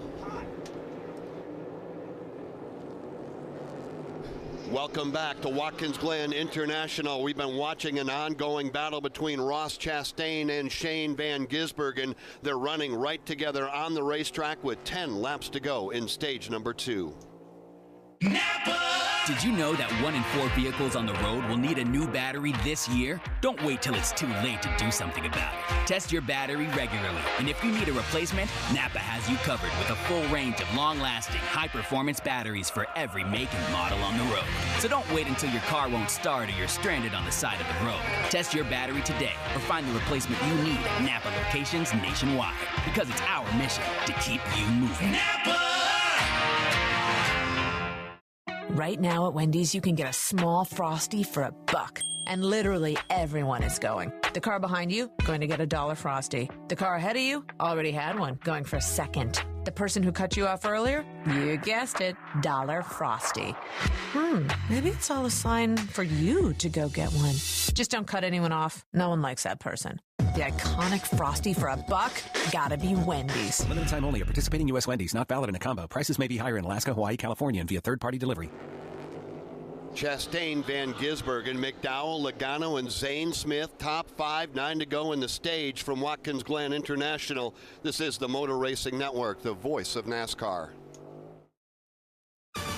Keep up with all of the action during the 2024 NASCAR season with NASCAR Today. William Byron has won the Daytona 500. Every weekday throughout the season, we'll bring you the latest news and insights. At that point, I really had in my mind, okay, we can really win this. As we count down the days to championship weekend in Phoenix. It's surreal still. I can't believe I'm in this position. I'm Chase Elliott. Listen to NASCAR Today every weekday right here on the Motor Racing Network.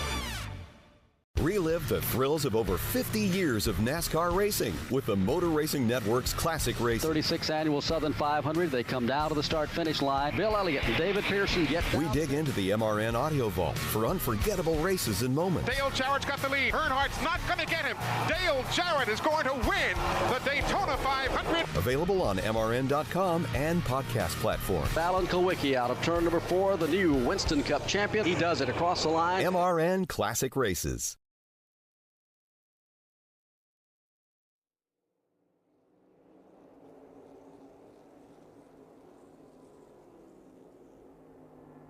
8 to go in stage number 2, but the top 2 right now are putting on a show. What was a full second is now less than a car length between the top 2, Ross Chastain and Van Gisbergen. 1 and 2 onto the short straightaway, battling for the lead. And it's a battle all by themselves. They got a country mile back to the 3rd spot. Shane Van Gisbergen has been staying right there in the tire tracks, staying about 1 to 2 car lengths further back for Van Gisbergen as he tries to outbreak him in 7. Credit Ross Chastain, one of the best road racers on the planet, right in his rearview mirror. Chastain is unflappable in the Busch Light Chevrolet. Works his way with the race lead back to turn number 1. Van Gisbergen yields a car length and a half as they go under braking to the corner. The Melon Man has taken everything that Shane Van Gisbergen has been able to throw at him over the last 2 or 3 laps, has not wavered off his line, and has been able to maintain that 1 to 2 car length advantage. Here they come off turn number 3, up to the right-hand turn 4 at the top of the hill. It's Ross Chastain by 3 to start. As they battle for the race lead up the back straightaway, Shane Van Gisbergen closes in now to within a car length under braking into the inner loop. The right-left, left-right combination of corners now into turn number 5. Long sweeping corner. Chastain able to get away this time by a car length. That's all that separates the top 2 onto the short straight. And Van Gisbergen staying just right there. Anywhere that Ross Chastain goes, he's right there on the back deck lid of him. About 3 car length separation further back. So further back, though, in that 3rd position, it's Michael McDowell continuing to hold off the advances of Joey Logano, Zane Smith, Corey LaJoie, all in their single file on the back end of the top 5. Ty Gibbs right there, William Byron, Carson Hocevar running 9th, and Chris Buescher is 10th. But again, with 7 laps to go, Dave, I think all eyes are at the front of the field. Ross Chastain and Shane Van Gisbergen. No doubt about it. It's a 2-man dance right now. They have put what was referred to a moment ago as a country mile between themselves and 3rd place. How far ahead are they? As the 3rd place car exits turn 1, they are in turn 2, halfway to turn 3. It is still Ross Chastain holding off Shane Van Gisbergen. And off of turn 4 and onto the back straightaway, known change among the race leaders. Ross Chastain still maintains about a car length and a half back to Shane Van Gisbergen in 2nd. That race for 3rd now, just entering the back straightaway, led by Michael McDowell, also Joey Logano, and Smith, that is Zane Smith, rounding out the top 5 as the top 2 already onto the short straightaway. Swinging it wide off of turn number 5, Van Gisbergen a little bit wider, trying to arc things off to cut into that differential that he has trailing Ross Chastain. Nothing happened this time. Still about 4. Matter of fact, opened up the 5 car length separation off of turn 6, headed to turn 7. Ross Chastain, the race leader. As a matter of fact, the Xfinity fastest lap of the race has been run by Ross Chastain. He turned a lap at 120.851 miles per hour. Xfinity keeps NASCAR fans in the zone with ultra-low lag and connection you can rely on. Stream NASCAR from the best seat in the house with Xfinity, because you only live once. Learn more at Xfinity.com. Lap after lap, Chastain is either 1st or 2nd as far as quickest laps are concerned. Leading right now over Shane Van Gisbergen, Michael McDowell, Joey Logano, and Zane Smith. That is your top 5. Then it's Corey LaJoie, Ty Gibbs, William Byron, Carson Hocevar, and Chris Buescher. That's your top 10. All of these cars headed to the inner loop over in front of Kyle Rickey. And with as fast as Ross Chastain is running, it's going to make it tough for Shane Van Gisbergen to make a move. In fact, he's going to draw away this time. Top 2 separated by about 5 car lengths this time as they head for turn number 6. Battle for 3rd tightening up as well between Michael McDowell, Joey Logano, Zane Smith among the battle, among the drivers, part of that battle. Almost 6.5 seconds behind the leaders as they already exit turn number 6. 3rd place on back, just exits turn number 5. Headed to 6, downshift in through 3rd gear. Coming from 4th, it is Michael McDowell leading the way as he drops the right side tires off the running area, down to 2nd gear in turn 7. That battle from 3rd on back that Jason was just describing is 8 seconds behind the lead duo of Ross Chastain and Shane Van Gisbergen. Chastain in his own right, Dave, beginning to leg it out on Shane. He really is, Alex. High marks to Ross Chastain because Shane Van Gisbergen reeled him in from a good ways back.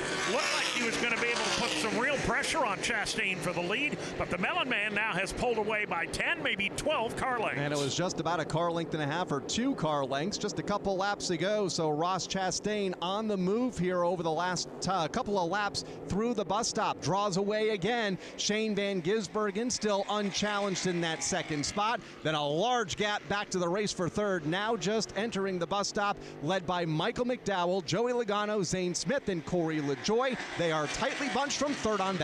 That third on back battle making the exit off of turn number 5. Chastain up front, just now entering turn number 6. Taking care of those tires, he was able to extend it out here against Shane Van Gisbergen. Further back, Corey LaJoie getting a little antsy. He looks to driver's right of Zane Smith. Nothing there, falls back, pokes the nose of that Chevrolet to driver's left, trying to make a move on his teammate. Now he goes way wide into 7. Right now the top 2 separated by 7 car lengths. Does anybody elect to come to pit road? Not among the top 10. Michael McDowell will stay third. Logano 4th. Zane Smith and Corey LaJoie. Further back now, we do see some cars coming onto pit road. They include Juan Pablo Montoya. That's right, and Juan Pablo's done a nice job acclimating here to this Cup Series race. He said he's really tight and the brakes started to get softer. They reminded him about the brake bands.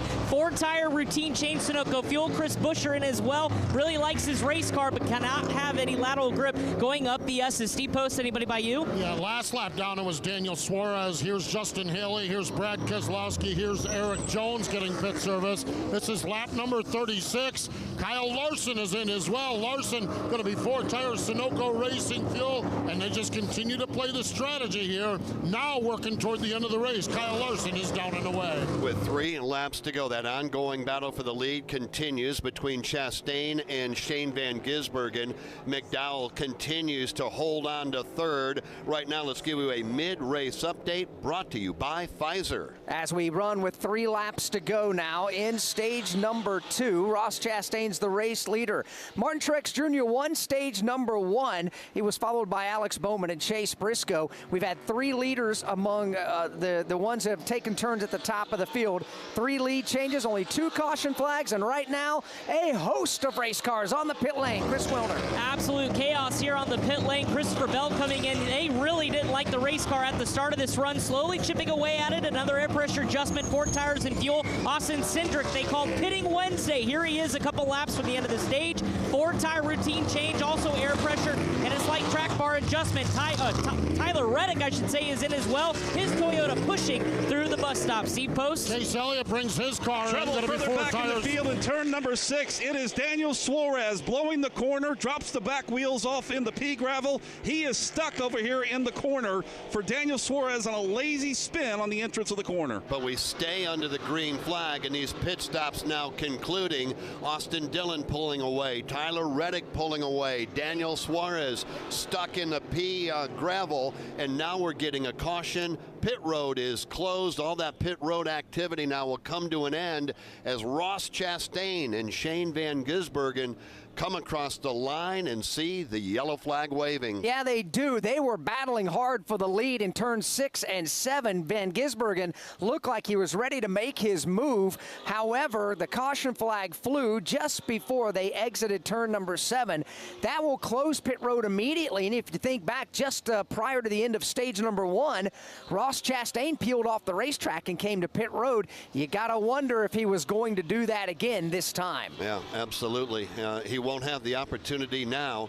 Chastain, Van Gisbergen, Logano. Then comes Ty Gibbs, William Byron, Harrison Burton is going to come across the line in 6. These are playoff drivers that stayed on the racetrack.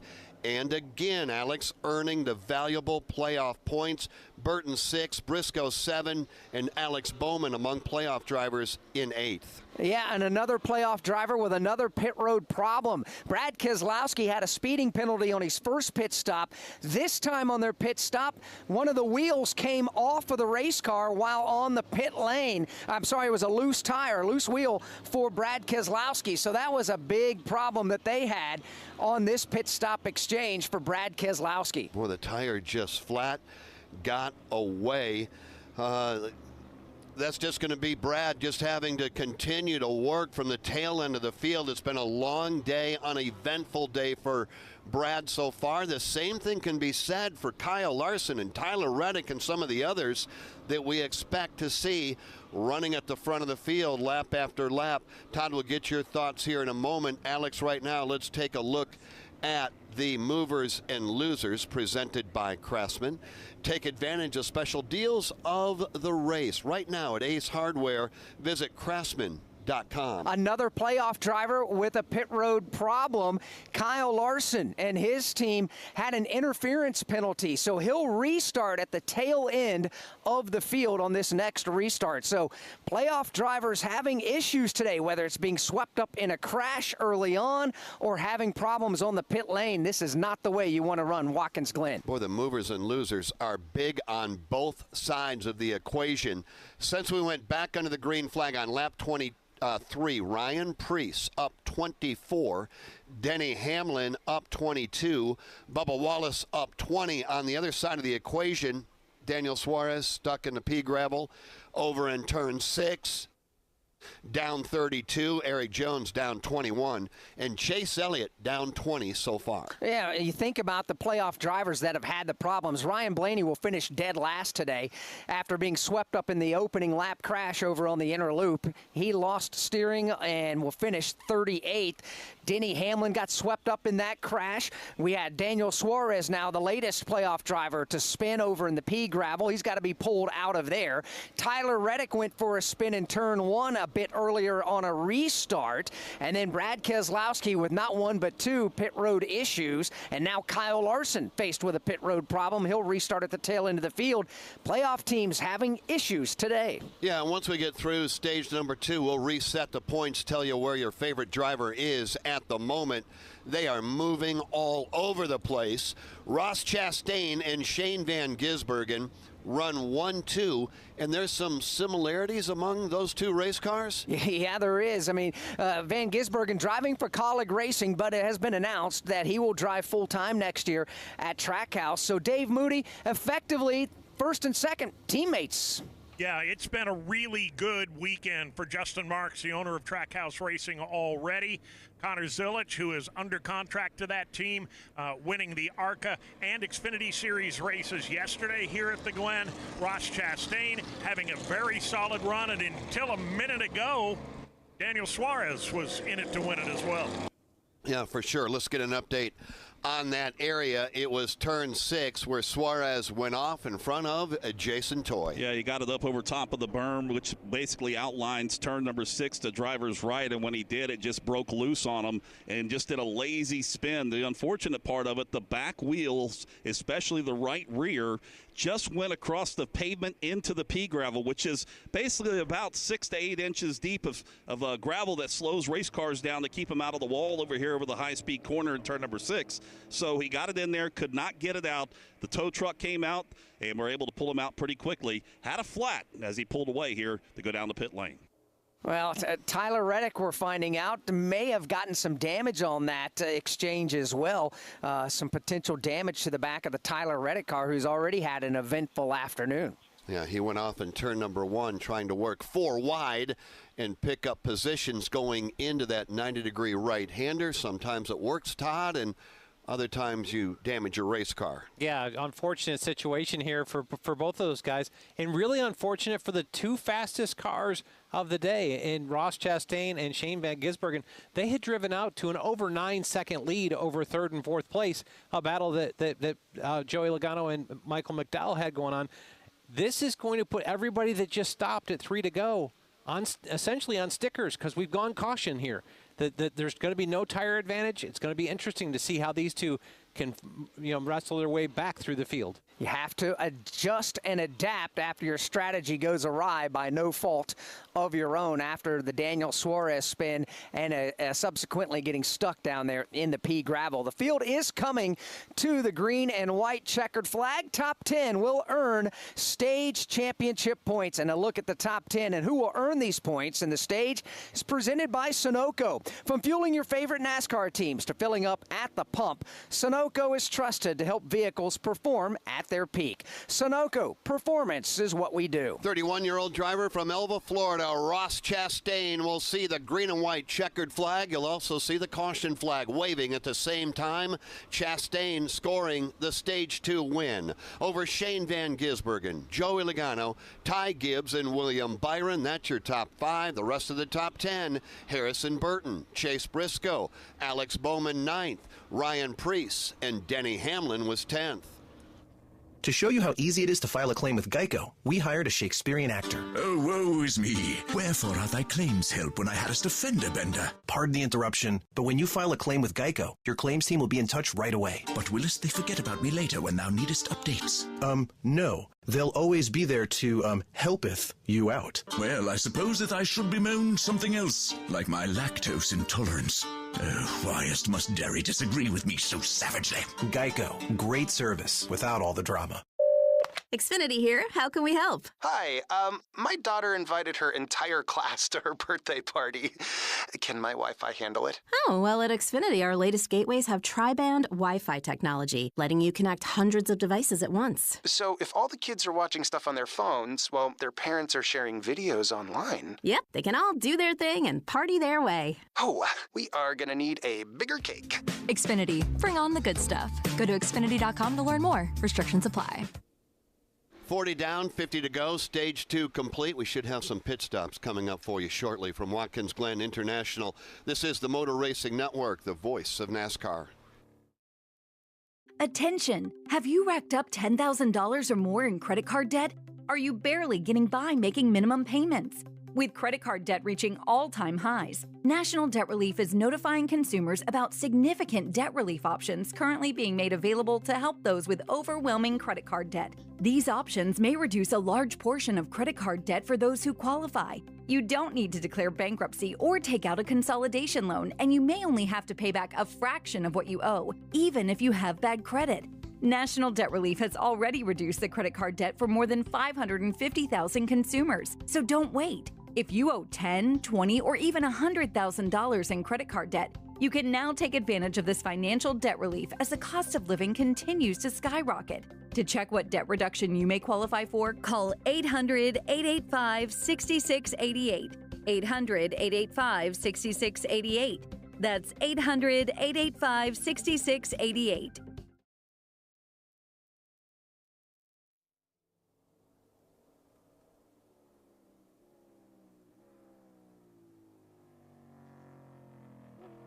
Well, depending on what happens right now, we may have an interesting front six taking us back under the green flag. That won't happen for a few moments, and it will depend on who comes to pit road.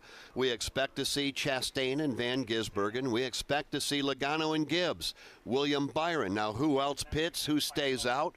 We'll find out right now. Green lights on the entrance to pit road, and Ross Chastain and Shane Van Gisbergen will stay on the racetrack. Everybody else is coming to pit road, though. Here comes Ty Gibbs, William Byron, Harrison Burton, Alex Bowman, and others. And we'll start our pit coverage with Chris Wilner. And Ty Gibbs comes to the attention of his crew. He was screaming tight there on the last part of that run. They're going to make a significant air pressure adjustment and fill it up with Sunoco fuel, expecting one more pit stop for these scheduled drivers left in this race. Also in Denny Hamlin marching through after the damage. They're continuing to work on that race car. Harrison Burton in as well, and Tyler Reddick yet another pit stop. Steve Post? Yeah, down here we've got pit stop for William Byron. Going to be working on the left side of that car. Going to be 4 tires Sunoco Racing Fuel. Zane Smith is in. Also in is Alex Bowman, and Brad Keselowski is in for more pit service.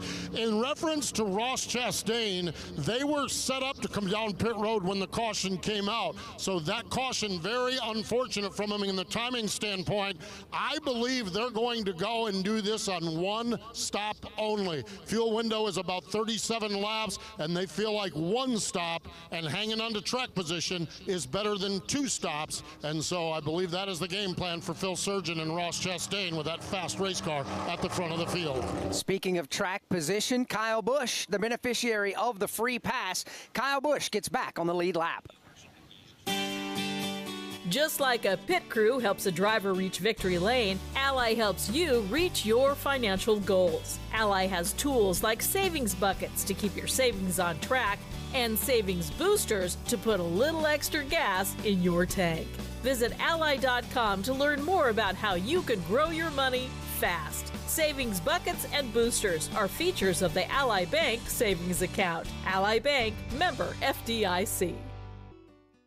I'm Kim Kuhn. And I'm Ryan Flores. Join us every week for Around the Track. We'll get you ready for the upcoming racing action, whether you'll be attending in person or watching at home. We showcase young and upcoming drivers and tell you what to watch for in all the NASCAR regional series. Plus, our Attraction segment gives you all the fan activities, concerts, and tailgating fun at each event. The betting segment will help you win some easy money, and we've got driver suggestions to pump up your fantasy roster. Check out Around the Track each Wednesday on NASCAR's YouTube channel.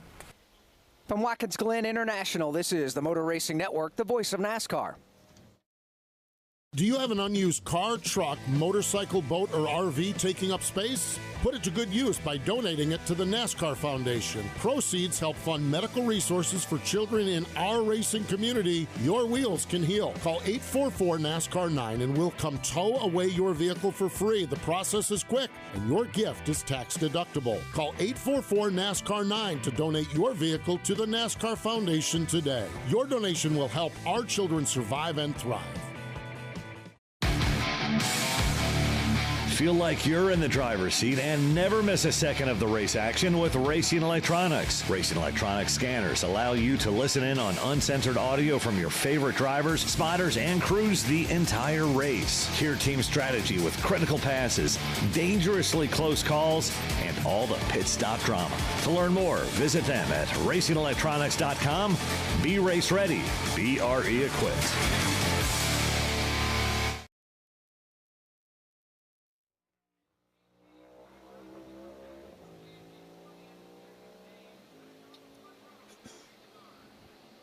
Back at Watkins Glen, field making their way into the Geico restart zone. Is your insurance playbook lacking? Switch to Geico and get all your insurance coverage from one place. Go to geico.com today to get started. Ross Chastain, Shane Van Gisbergen side by side. Joey Logano looking on right there. Briscoe and Michael McDowell. Chastain gets away clean with the lead. The battle's going to be for second. Shane Van Gisbergen will go to the number 2 spot. He was trapped momentarily. Drivers left through the S's. Briscoe will settle for third. Michael McDowell and Corey LaJoie, the top 5. Corey LaJoie just into that 5th spot as they single out off of turn number 4 and race up the back straightaway. Now into the inner loop. It is Ross Chastain out front, is able to get away by 2 car lengths over Shane Van Gisbergen in the 2nd spot. Chase Briscoe in 3rd. Michael McDowell and Corey LaJoie, best battle among the race leaders. They run 4th and 5th. Sweeping wide off of turn number 5. It is Ross Chastain still in the top spot, working his way to the short chute over here to turn number 6. Right behind him, Shane Van Gisbergen, Chase Briscoe, and like Kyle talked about, Michael McDowell, Corey LaJoie there. That top 5 starting to separate out about 8 car lengths back to 6. As the field makes their way up off of turn number 7, there was a host of pit lane infractions on that exchange out there.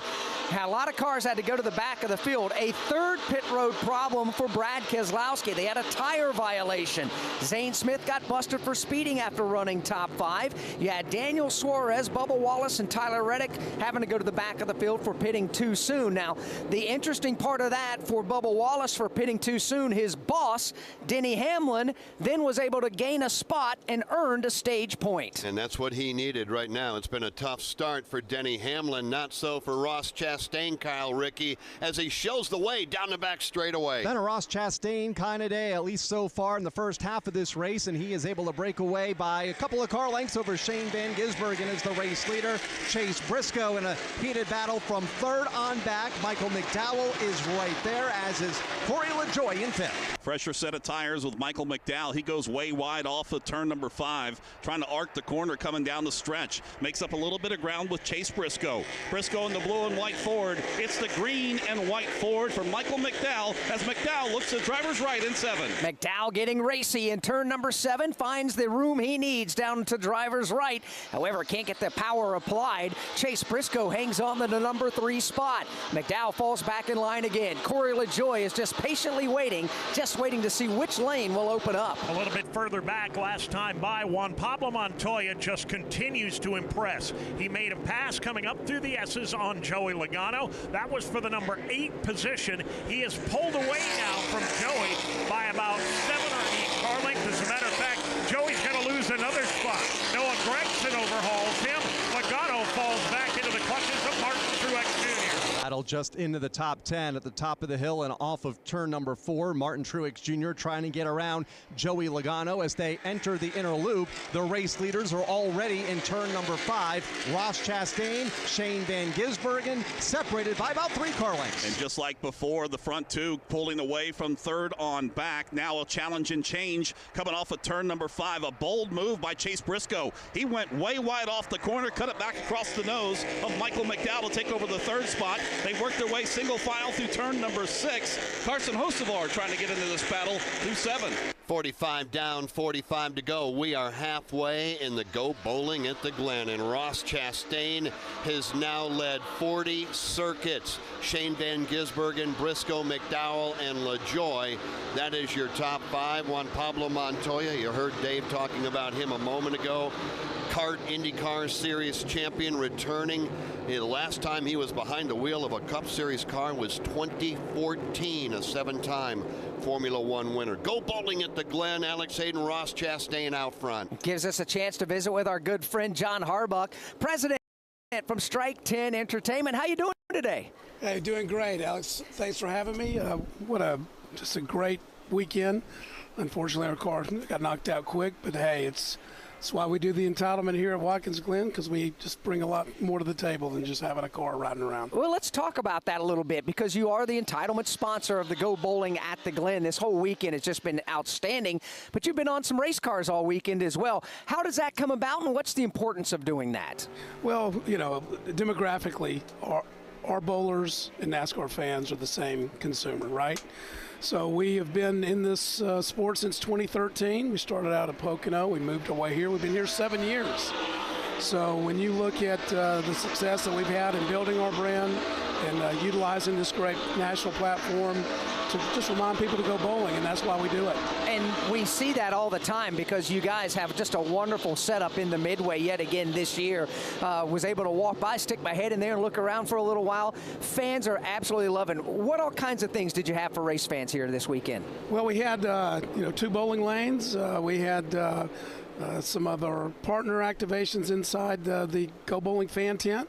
So we probably had the largest crowd that we've had. Turn number 2, Denny Hamlin is around. He does a smoking 360-degree spin. I don't believe he got any of the Armco barrier, but the second incident of the day for Denny Hamlin, boy, he's hit something. It may not have been the Armco, but it may have been another car. He's got damage on the front end of the FedEx Toyota. And he puts us under the caution flag for the 4th time. It comes out on lap 46, 44 to go. Go Bowling at the Glen. Alex Hayden, Chastain, Van Gisbergen, Michael McDowell right now top 3. Continuing our visit with John Harbuck, President Strike 10 Entertainment. You were talking about the bowling lanes and all the good things going on down there. There's always some pros that are on site as well, and I know you guys had some more down here today. Yeah, we had 3 of our professionals, professional bowlers, Brad Miller and Kyle Stevenson, and as well as Verity Crawley, who are representatives of our men and women's Pro Tour respectively. We've got a really cool promotion going. You can win a trip to Charlotte to bowl with Eric Almirola and AJ Allmendinger if you go to gobowling.com and enter to win. So we do a lot of great things. We're offering a lot of opportunities and just enjoying engaging with the fans over at the Go Bowling fan tent. Finally, how can fans find out more information where their local bowling center is, or maybe get a tip from a pro, or whatever the case may be involved with bowling?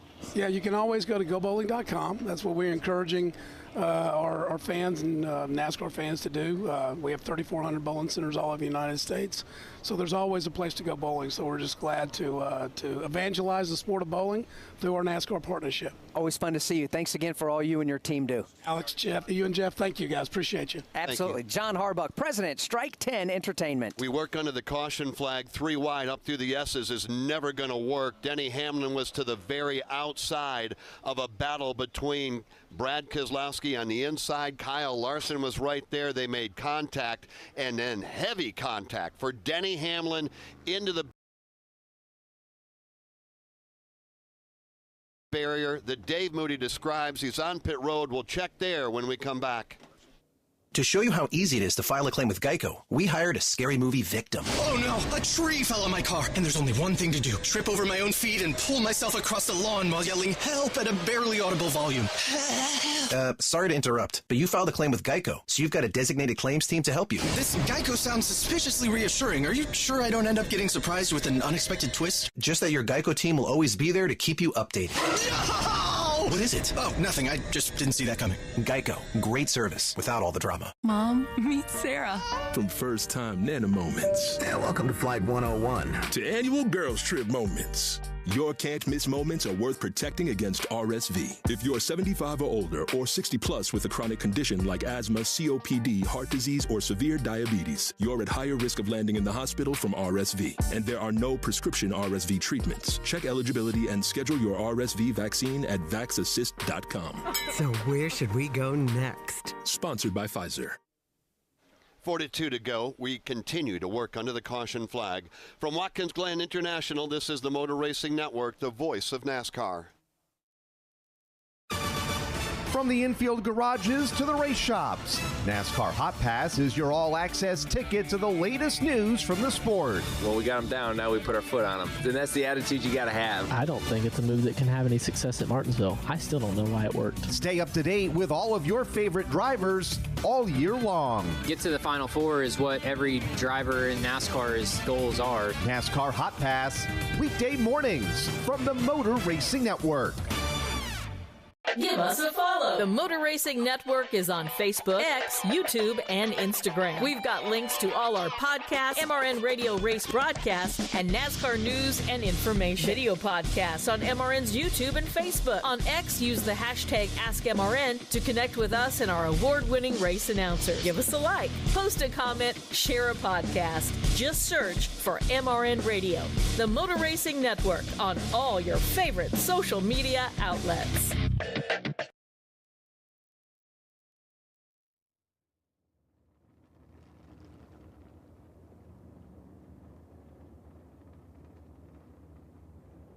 Pit road, a busy place, but again, Ross Chastain, Shane Van Gisbergen stay on the racetrack. They've only been to pit road once. That happened on laps 17 and 18 for those two drivers. Let's get an update on Denny Hamlin and those that were just on pit road. We'll start with Chris. And Denny Hamlin spent another lengthy amount of time on pit road. He has pretty much doesn't have much of a clean race car left. Every square inch has some sort of ding and dent in the front of the back of the car as well on this most ensuing caution. He says it still drives okay, but they have plenty of bare bond on that race car to cover up about the entire left side. So Denny Hamlin is down and away. But you mentioned Joey Logano coming down pit road. A lot of chatter on the radio with his crew chief Paul Wolfe. They stayed out the last time for track position. They're going to try to stretch it here just a little bit, maybe banking on another caution, but Joey felt like he needed new tires, and so the call was to bring Joey Logano down on pit road. But again, when we go back green, we should about 40 laps to go or so. That is really stretching the fuel window with expected about 37 laps or so. So we'll see what happens, but strategy call for Logano, who again is already in the next round of the playoffs, so trying to do something different. All right, that's how it sounded down there on the pit lane.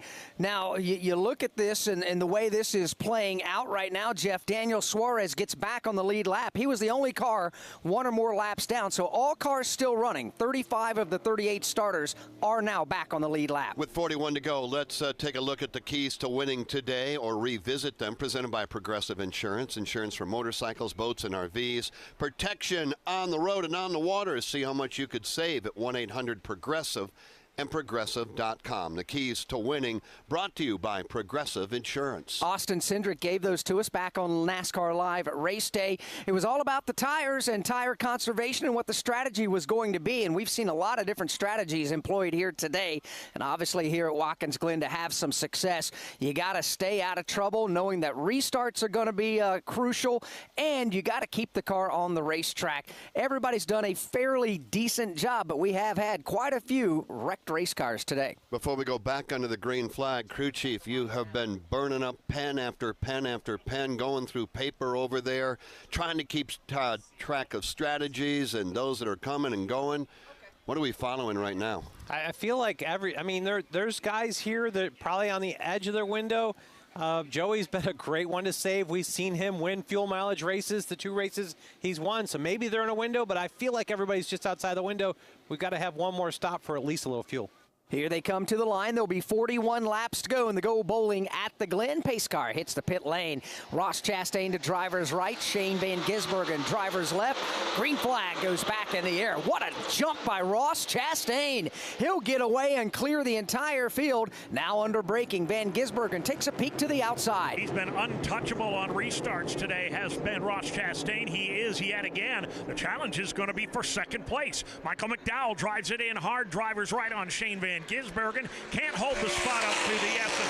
So it's Chastain, Van Gisbergen, McDowell, and Corey LaJoie to the backstretch. LaJoie right there in position number 4 as they hit the back straightaway. They'll fan out 2 and 3 wide further back just outside of the top 10 as the front 5 get single file through the inner loop. Led by Ross Chastain, who continues to hold the top spot. 1 car length over Shane Van Gisbergen. 1 more back to Michael McDowell in the top 3. Michael McDowell still right there with Van Gisbergen as they work their way off at turn number 5, staying right in this tire tracks. McDowell scoots to driver's right a little bit, now cuts it back to driver's left, trying to outbrake in turn number 6. Nothing there. Van Gisbergen holds on to it. About a half a car length separation between second and third as McDowell looks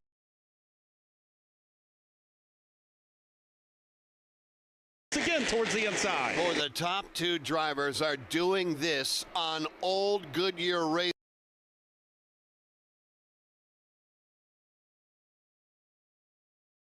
Eagles. What a performance today by Chastain and Van Gisbergen right behind them.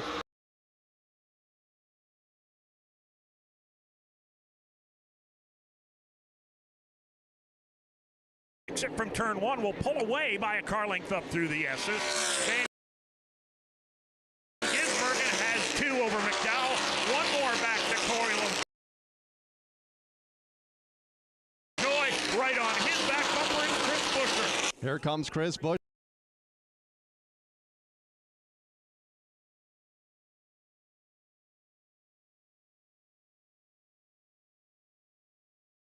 In that 3rd spot and running unchallenged. And he's bringing that 3rd spot with Corey LaJoie right behind him. Back there is Michael McDowell. Drops it over the left side of the berm, brings it back.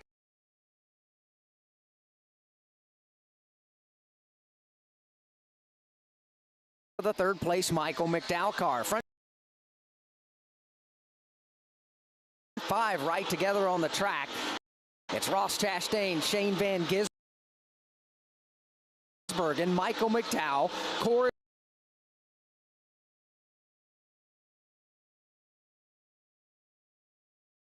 Bergen, 2 car lengths back to McDowell, 2 more to LaJoie, and right there on his back bumper continues to be Chris Buescher. In the 5th spot, looking inside.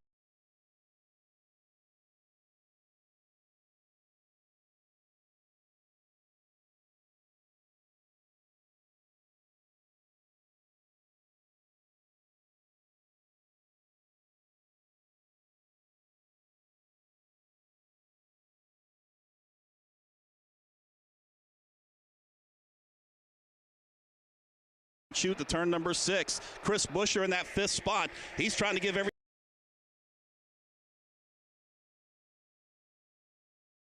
where your favorite driver is running. 38 to go, presented by Napa. Elevate your engine performance and help it run cleaner, longer with advanced formulation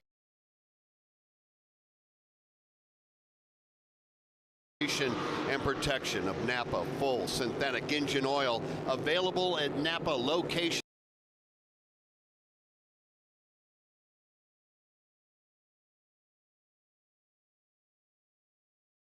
goes 7th. Noah Gregson is 8th.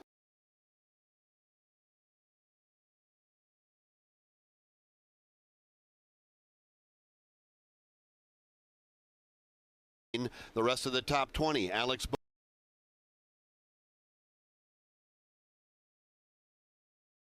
second, Joey Logano 23rd, and Zane Smith 24th.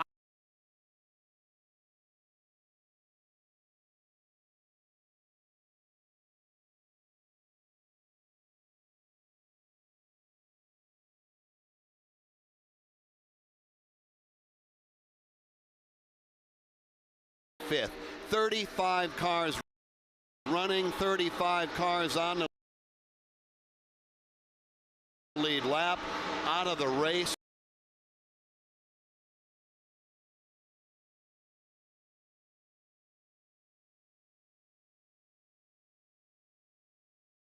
Chastain now, the battle for the lead.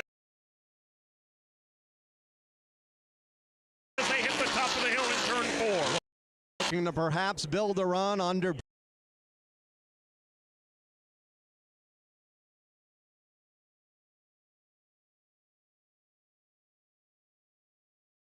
top 2 close.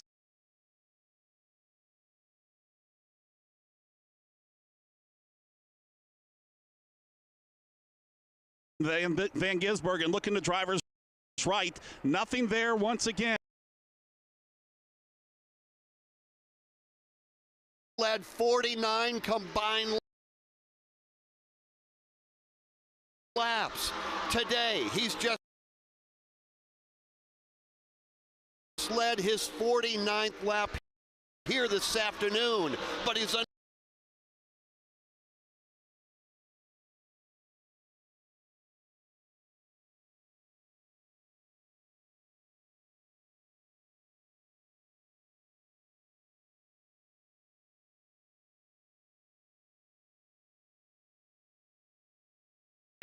Shane Van Gisbergen,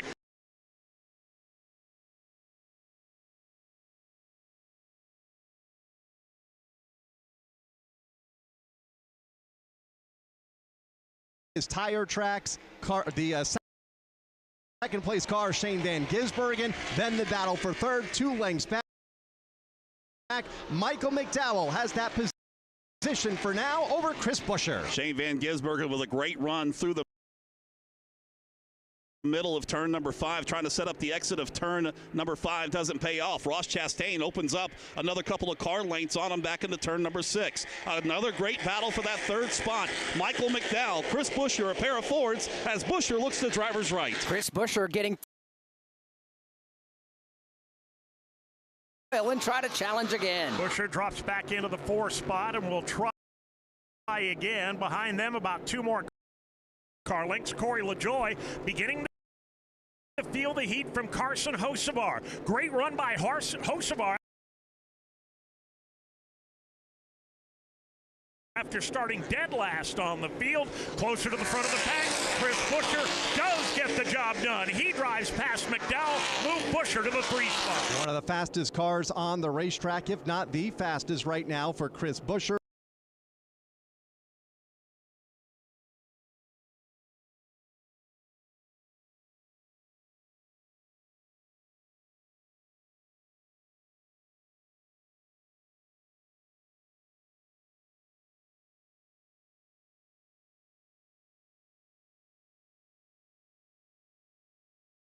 Right now, he is all over the back end of Van Gisbergen as they work their way off at turn 6. Van Gisbergen looks to drivers right in 7. Top 6 right now.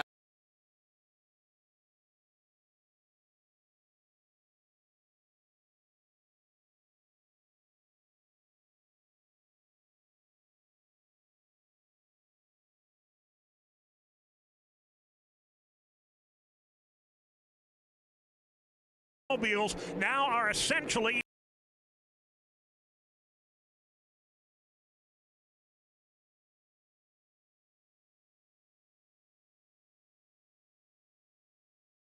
play up the back straightaway is Chris Buescher. center, but can't make a move on Ross Chastain.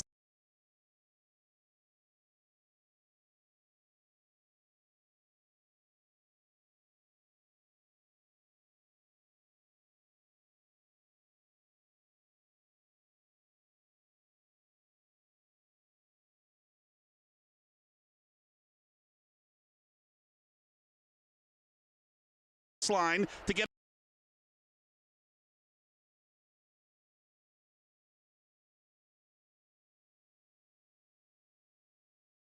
seven side by side for the lead.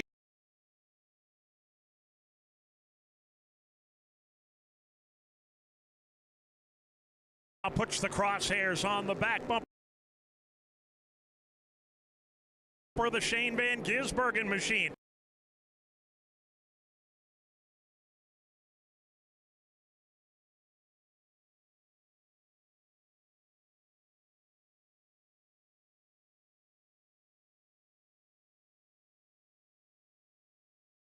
At the front of the field, new race leader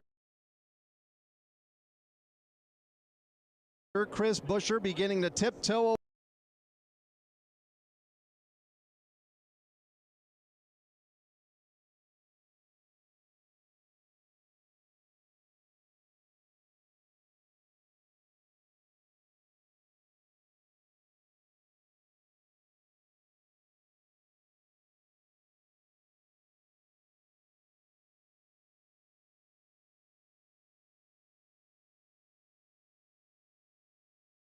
Deck led his teammate Carson Host.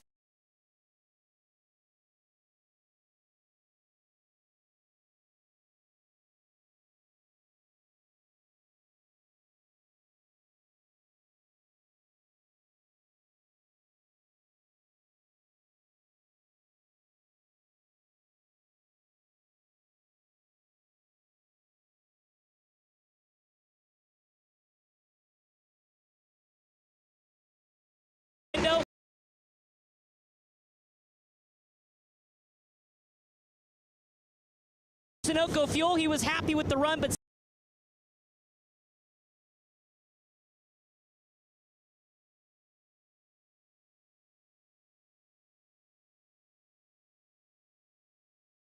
From pit road, pit stops here on lap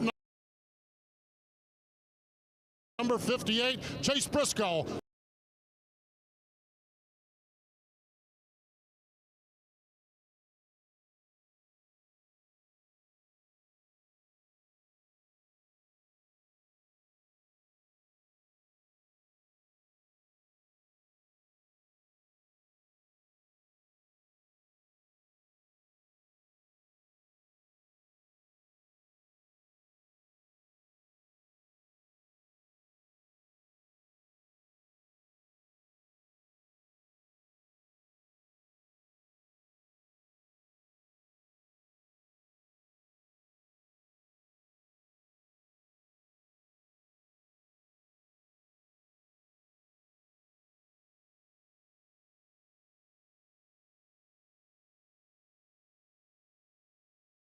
One to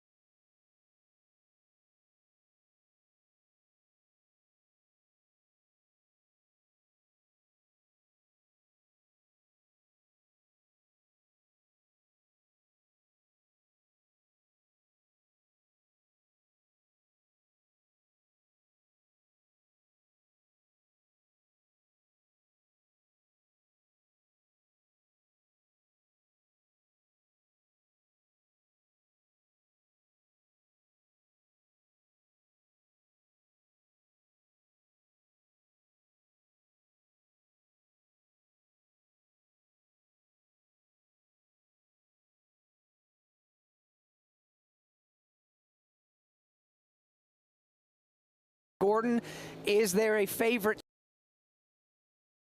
strategy in your opinion? Boy, I don't know where else all plays out. I don't know that anybody. We only saw the one car and the 16 car of Shane Van Gisbergen and Ross Chastain.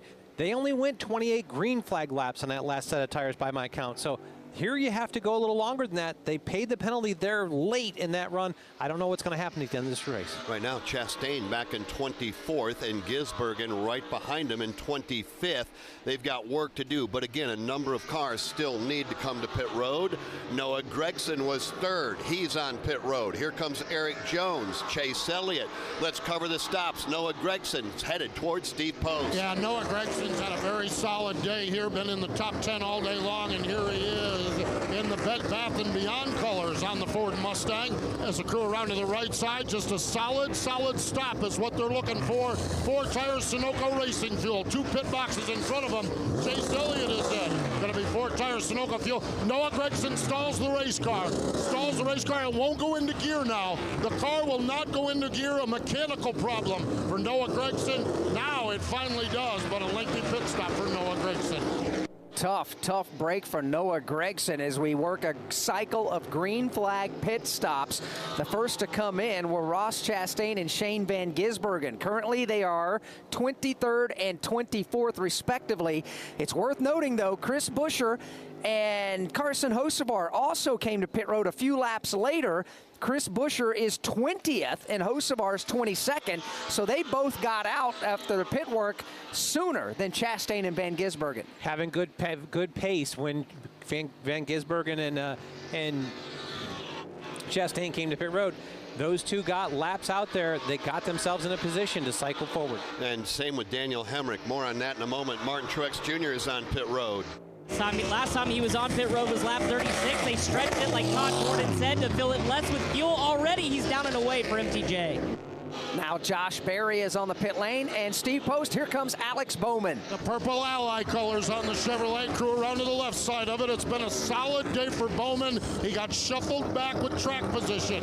They want to just have a nice solid stop and try to pass a few cars and race their way forward. A little slow on the jack on the right side. 4 tires, Sunoco Racing Fuel. Alex Bowman is down and away. And again, I think it bears repeating right now, Chris Buescher, of those that have stopped and made their last stop, is the driver highest up on the leaderboard in 17th, running in front of Carson Hocevar.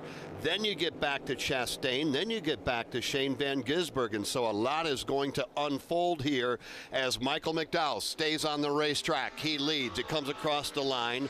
Corey LaJoie, Cindric, Joey Logano, Zane Smith. But again, all of this is going to change at some point or another. Yeah, it is, because not everybody on the track can still go the remaining 26 laps on this tank of Sunoco fuel. Tires, the Goodyear tires have been a big story this entire weekend. Todd, I know you were impressed a little earlier with Ross Chastain and Shane Van Gisbergen, but overall, what is your assessment of what we're seeing here with the Goodyear tires? I think we've seen comers and goers. We've seen teams that hit it with this tire combination, like the 1 in 16 teams of Ross Chastain and Shane Van Gisbergen.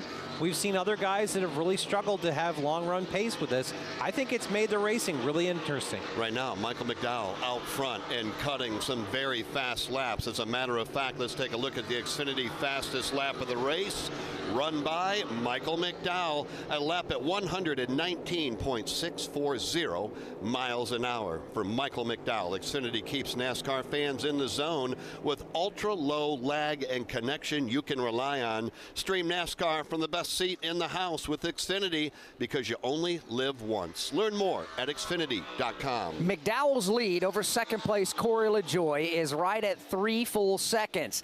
And then it's another 11 seconds back to the third place running Austin Cindric. Joey Logano is 14.5 seconds back in the number 4 spot. Zane Smith is running 5th. He is 15.3 seconds behind with 25 laps to go as Tyler Reddick, a playoff driver, peels off the racetrack and comes to the pit lane. 25 laps doesn't seem like a lot, Jeff, but on a road course, that's a long way. Yeah, that is a long way. You gave the top 5 that still have to come to pit road. Others that have to come to pit road, running 6, Kyle Larson, Keselowski, and Suarez have to come to pit road. They're 7 8. Austin Dillon, Harrison Burton, Kyle Busch. Then you get back to Chris Buescher, who is already up to position number 12. Bubba Wallace is 13th. He's got to come to pit road. And then you get back to Carson Hocevar, Shane Van Gisbergen, and Ross Chastain. How long will they stay out? Talking about, I think, in particular, your race leader, Michael McDowell. Here he is off turn number 7. He's going to stab the brakes, and here is the race leader. Michael McDowell gets the car down to pit road speed. Corey LaJoie stays on the track. LaJoie picks up the race lead. Here is the green, pink, and black Ford Mustang Dark Horse with Bennabone down the side. Michael McDowell on the pit lane. Michael McDowell was told those last few laps, go as fast as you can to get as big of an advantage as you can so they can spend as little time as possible here on pit road. Already around to the right side of the crew. Sunoco Fuel is done.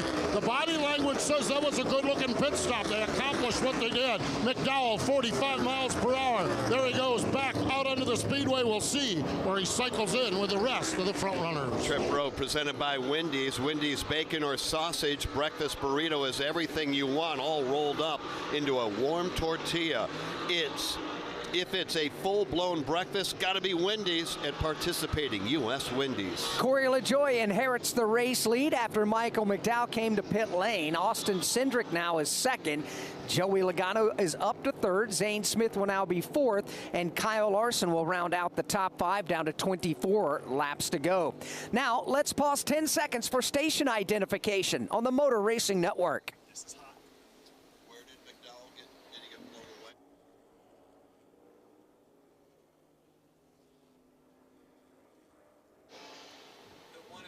Motor Racing Network live at Watkins Glen International as we race the Go Bowling at the Glen.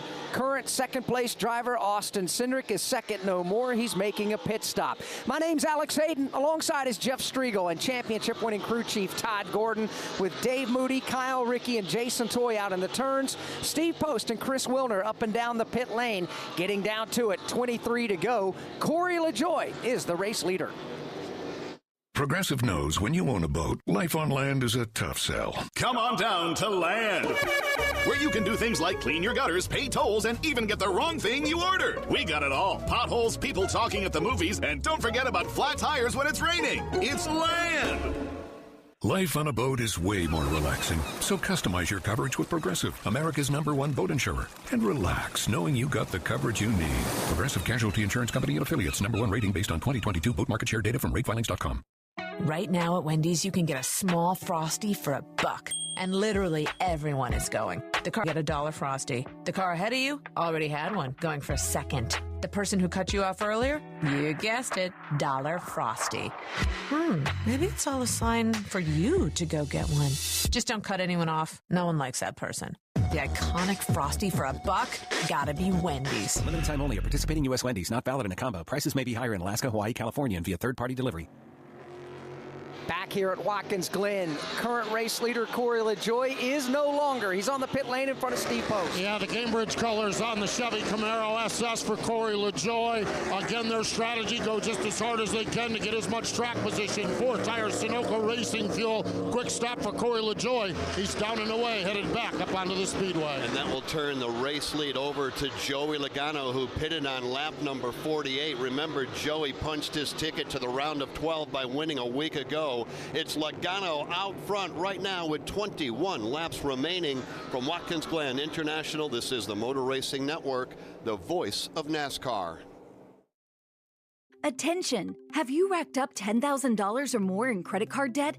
Are you barely getting by making minimum payments? With credit card debt reaching all-time highs, National Debt Relief is notifying consumers about significant debt relief options currently being made available to help those with overwhelming credit card debt. These options may reduce a large portion of credit card debt for those who qualify. You don't need to declare bankruptcy or take out a consolidation loan, and you may only have to pay back a fraction of what you owe, even if you have bad credit. National Debt Relief has already reduced the credit card debt for more than 550,000 consumers, so don't wait. If you owe $10,000, $20,000, or even $100,000 in credit card debt, you can now take advantage of this financial debt relief as the cost of living continues to skyrocket. To check what debt reduction you may qualify for, call 800-885-6688. 800-885-6688. That's 800-885-6688.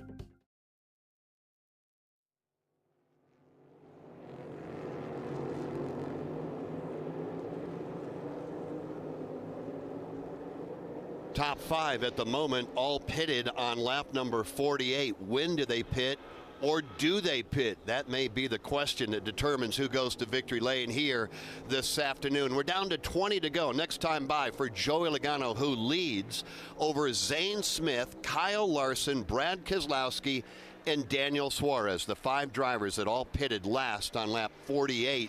We're working lap number 69 currently. The rest of the top 10, Chris Buescher, Carson Hocevar. He is running 7th in front of Shane Van Gisbergen and Ross Chastain. Harrison Burton completes the top 10. Kyle Larson from 3rd place bails off the racetrack, and Larson's red, white, and blue Chevrolet makes a stop in front of Steve Post. Kyle Larson brings that Chevy in. They had that pit penalty where they interfered with another team. They had to go to the back. Cliff Daniels cued the radio and said, we're just going to have to grind this out and get everything we can get. We're running in the top 5. Good pit service here on lap number 70, 20 laps to the end, and Larson going to grind it out and see where they end up after that penalty midway through this race. All right, we gave you the top 10. Kyle Larson on pit road. McDowell right now running 10th in front of Ryan Preece, Harrison Burton, Kyle Busch 13th. Chase Briscoe, Corey LaJoie has cycled around. He's 15th in front of Martin Truex Jr., Josh Berry, William Byron 18, Chase Elliott 19, and John Hunter Nemechek at the moment is 20th. 21st on the leaderboard is Noah Gragson. 22nd is Justin Haley. Ty Gibbs 23rd. Juan Pablo Montoya is 24th. 25th is Alex Bowman. Austin Cindric 26th. Kaz Grala 27th. Daniel Hemrick is 28th. Christopher Bell 29th. And Tyler Reddick is 30th. And the rest of the leaderboard looks like this. Austin Dillon 31st. Bubba Wallace 32nd. Todd Gilliland 34th. Denny Hamlin has had a rough day. He's 34th. Eric Jones 35th. Out of the event, 36th, A.J. Allmendinger, 37th, Ricky Stenhouse Jr., and out early, 38th to Ryan Blaney. Joey Logano showing the way. Zane Smith was 2nd. He's not anymore. Zane Smith on the pit lane. Yeah, they did a nice job with this strategy as well to get them from pits, some track position. Stephen Doran, the crew chief on it. Fifth brings the Focus Health Chevrolet in. It is an orange and blue car. Slides out in front of Daniel Suarez, who pitted here. Zane Smith's pit service is done here this afternoon at Watkins Glen. Todd Gordon, 71 down, 19 to go. 2 cars left down on the track that pitted on lap 48. Logano and Keselowski, they go 1-2. Are they going to try to do it? Are they going to try to run it all the way to the end of the race? What do you think? I don't know that they will. I feel like that's too many laps to even try to stretch it on mileage. So let's see what Chris Williner, what have you heard of the 22 pit? Yeah, just listening to the radio chatter with Paul Wolf, his crew chief. Right now, it's to maintain his pace, maintain the lap time, don't slow down. Then he came back over the radio and said, we've done the numbers. Looks like 8 laps max we can stay out. So you're right. He wasn't going to make it on a fuel save, but right now trying to maintain a gap. Hold your lap times right now and see what happens. But again, a caution would do wonders, but right now 8 laps the max they can go here with Joey Logano. Well, and it's worth talking about it with Joey Logano. That report from Chris Wilner as the race leader. Chris Buescher's already made what could be his final pit stop. Chris Buescher is currently 2nd on the leaderboard. He's 2 seconds behind, and Chris Buescher is 2nd. Then it's Brad Keselowski, who is 3.2 seconds behind as well in the 3rd spot. I think what we're hearing right now is the same thing is true for Brad Keselowski. So Logano and Brad more than likely will need to pit. Let's get an update on Brad Keselowski. We work under the green flag, down to 18 laps to go. So looking like Brad Keselowski may be on the same strategy. We're looking at the numbers as Joey Logano, the current race leader. Both were at the pit lane on lap number 48. It's worth pointing out Shane Van Gisbergen passed Ross Chastain. He has since passed Carson Hocevar. So Shane Van Gisbergen is up to the 4th position. And if in fact Logano does come to pit lane, as a matter of fact, Logano is under pressure right now for the race lead. Logano has Chris Buescher to his inside in turn number 1. Chris Buescher has reeled him in methodically, and it's not going to take long. He just drives around him in turn number 1 in the 90-degree S's. Up through the S's they will come now, and Buescher is very quickly pulling away. 3, 5, 7, now 10 car lengths, the gap as they hit the back straightaway. And it was just 2 laps ago. He was able to take the second spot away from Brad Keselowski. Now a lap later, moves in and around Joey Logano for the race lead. And by the time they get halfway up the back straightaway and into the bus stop, Chris Buescher is gone. Driving away from Joey Logano, who has a comfortable margin in the second spot as the top 2 make their way through turn number 5. Working their way off of turn number 5, and he is setting sail, trying to get away. Chris Buescher now works his way back down to turn number 6. Joey Logano, 10 car lengths behind him, and then further back, here comes Shane Van Gisbergen. He's continuing to make up ground little by little, trying to catch up with Joey Logano, the 7. Kaz Grala backed it around in the wall in turn number 7, pulled down right in front of Kyle Busch, and managed to get off of the racetrack. No harm there, although he did make some pretty significant contact with the outside retaining wall, then got it off the racetrack. We stay under the green flag. Buescher out front at the Glen. Logano, Van Gisbergen, Keselowski, and now Ross Chastain, as Chastain just a moment ago got by Carson Hocevar. So Joey Logano, after Chris Wilner told us on the pit report, looking to come to pit lane, which would now be about 4 to 5 laps away, and Brad Keselowski essentially on the same strategy, would put Chris Buescher effectively 5 seconds now in front of Shane Van Gisbergen. We'll wait and see if there is any sort of caution that could really throw this race into a topsy-turvy scenario. How about this? Who knew that Carson Hocevar was a road racer? Right now, he is sandwiched between Chris Buescher and Shane Van Gisbergen, Ross Chastain, then Michael McDowell, and in the middle of all of that is Carson Hocevar. Yeah, it started at the back of the field. They just had an awful practice session and qualifying session yesterday, but they have made some decisions overnight and made changes to the race car. Here we go. Ross Chastain trying to make a move on Brad Keselowski. Keselowski punted him to the outside. He had to use all the runoff area just to keep it out of the pea gravel. And now they come off of turn number 7, and Carson Hocevar down to the inside on Ross Chastain. And right behind Brad Keselowski as Michael McDowell looks on. This is the battle for position number 5.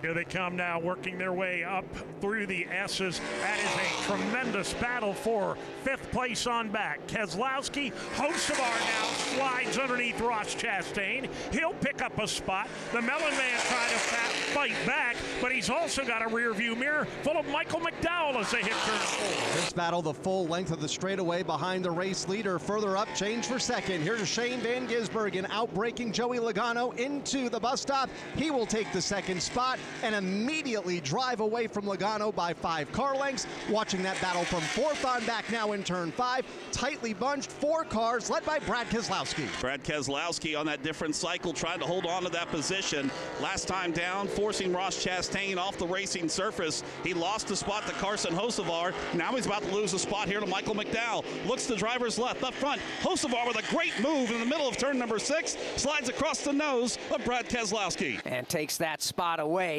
Right now, Chris Buescher, the race leader. Shane Van Gisbergen is second. The gap at the Van Gisbergen is 4.9 seconds with 14 laps to go. Tommy! I can't wait for golf this weekend, huh, buddy? Time flies. Love you, man. Oh, don't forget your knee brace again. We aren't in college anymore. Moments together matter, so help protect yourself from RSV. If you're 75 or older or 60 plus with a chronic condition like asthma, COPD, heart disease, or severe diabetes, you're at higher risk of landing in the hospital from RSV, and there are no prescription RSV treatments. Check eligibility and schedule your RSV vaccine at vaxassist.com. Sponsored by Pfizer. From the infield garages to the race shops, NASCAR Hot Pass is your all-access ticket to the latest news from the sport. Well, we got them down, now we put our foot on them. And that's the attitude you got to have. I don't think it's a move that can have any success at Martinsville. I still don't know why it worked. Stay up to date with all of your favorite drivers all year long. Get to the Final Four is what every driver in NASCAR's goals are. NASCAR Hot Pass, weekday mornings from the Motor Racing Network. Chris Buescher's lead over Shane Van Gisbergen, staying stable right around 5 full seconds with 13 laps remaining. Joey Logano still third, staying on the racetrack. Carson Hocevar is 4th, and Brad Keselowski, also staying on the track on older tires, is being scored 5th. From Watkins Glen International, this is the Motor Racing Network, the voice of NASCAR. Keep up with all of the action during the 2024 NASCAR season with NASCAR Today. William Byron has won the Daytona 500. Every weekday throughout the season, we'll bring you the latest news and insights. At that point, I really had in my mind, okay, we can really win this. As we count down the days to championship weekend in Phoenix. It's surreal still. I can't believe I'm in this position. I'm Chase Elliott. Listen to NASCAR Today every weekday right here on the Motor Racing Network. Wherever you cheer, whatever you drive, you'll find Racing Electronics. With Racing Electronics, you'll hear uncensored communication from every team in the race and the broadcast with all your favorite MRN announcers. Hear every heart-pounding pass, pit strategy, and so much more with a scanner and headphone rental. Upgrade to an Easy Talk intercom system to comfortably communicate over the noise of the race. To learn more, visit racingelectronics.com. Be race ready. Be RE equipped.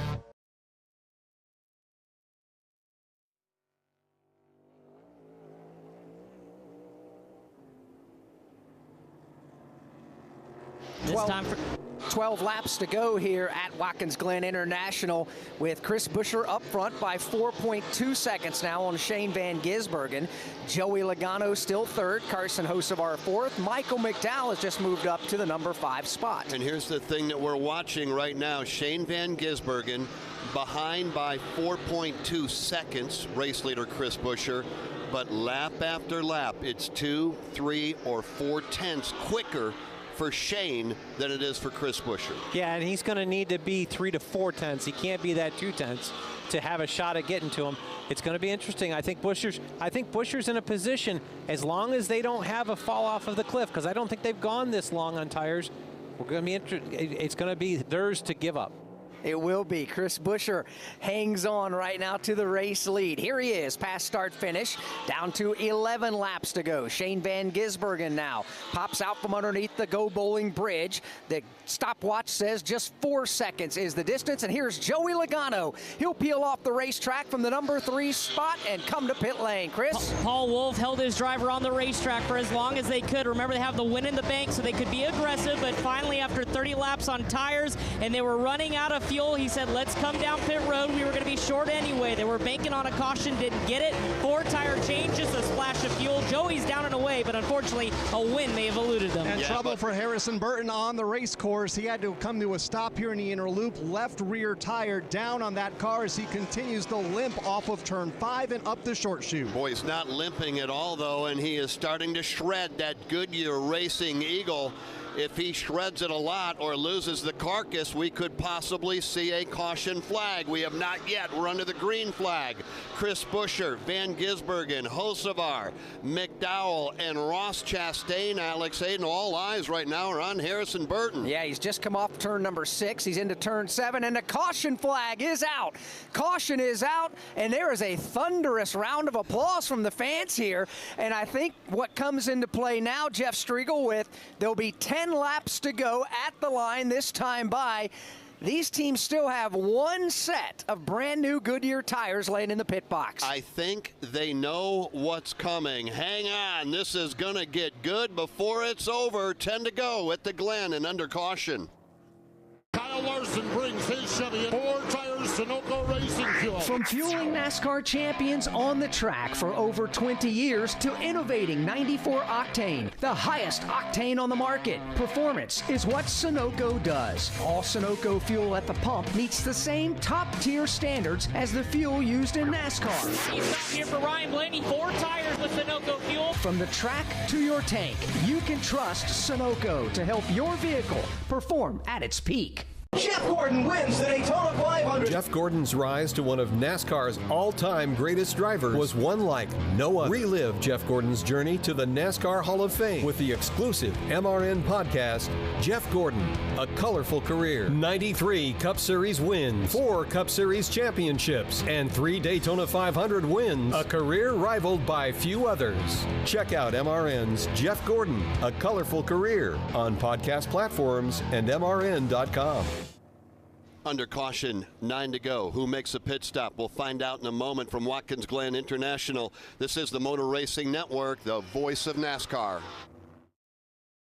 Oh, Kansas. Here we go. Second half today. You just don't stop giving, do you? Green flag, we're underway. The closest finish in NASCAR Cup Series history. Close to downtown, amazing campgrounds, 4 NASCAR races in one weekend, and it's the playoffs? Now you're just showing off. But we're not mad. In fact, we're looking forward to it. NASCAR Playoffs Weekend at Kansas Speedway, September 27th through the 29th. Get your tickets now at kansasspeedway.com. We are the voice of NASCAR. The green flag is in the air, and we are underway. The Great American Race. The Motor Racing Network. NASCAR Cup, Xfinity, and Craftsman Truck Series Racing live on your hometown radio station and MRN or NASCAR.com. Martinsville, Talladega, the Chicago Street Course. We have the side-by-side action and last lap passes for the win. Photo finishes. Ryan Blaney will win. The voice of NASCAR, the Motor Racing Network.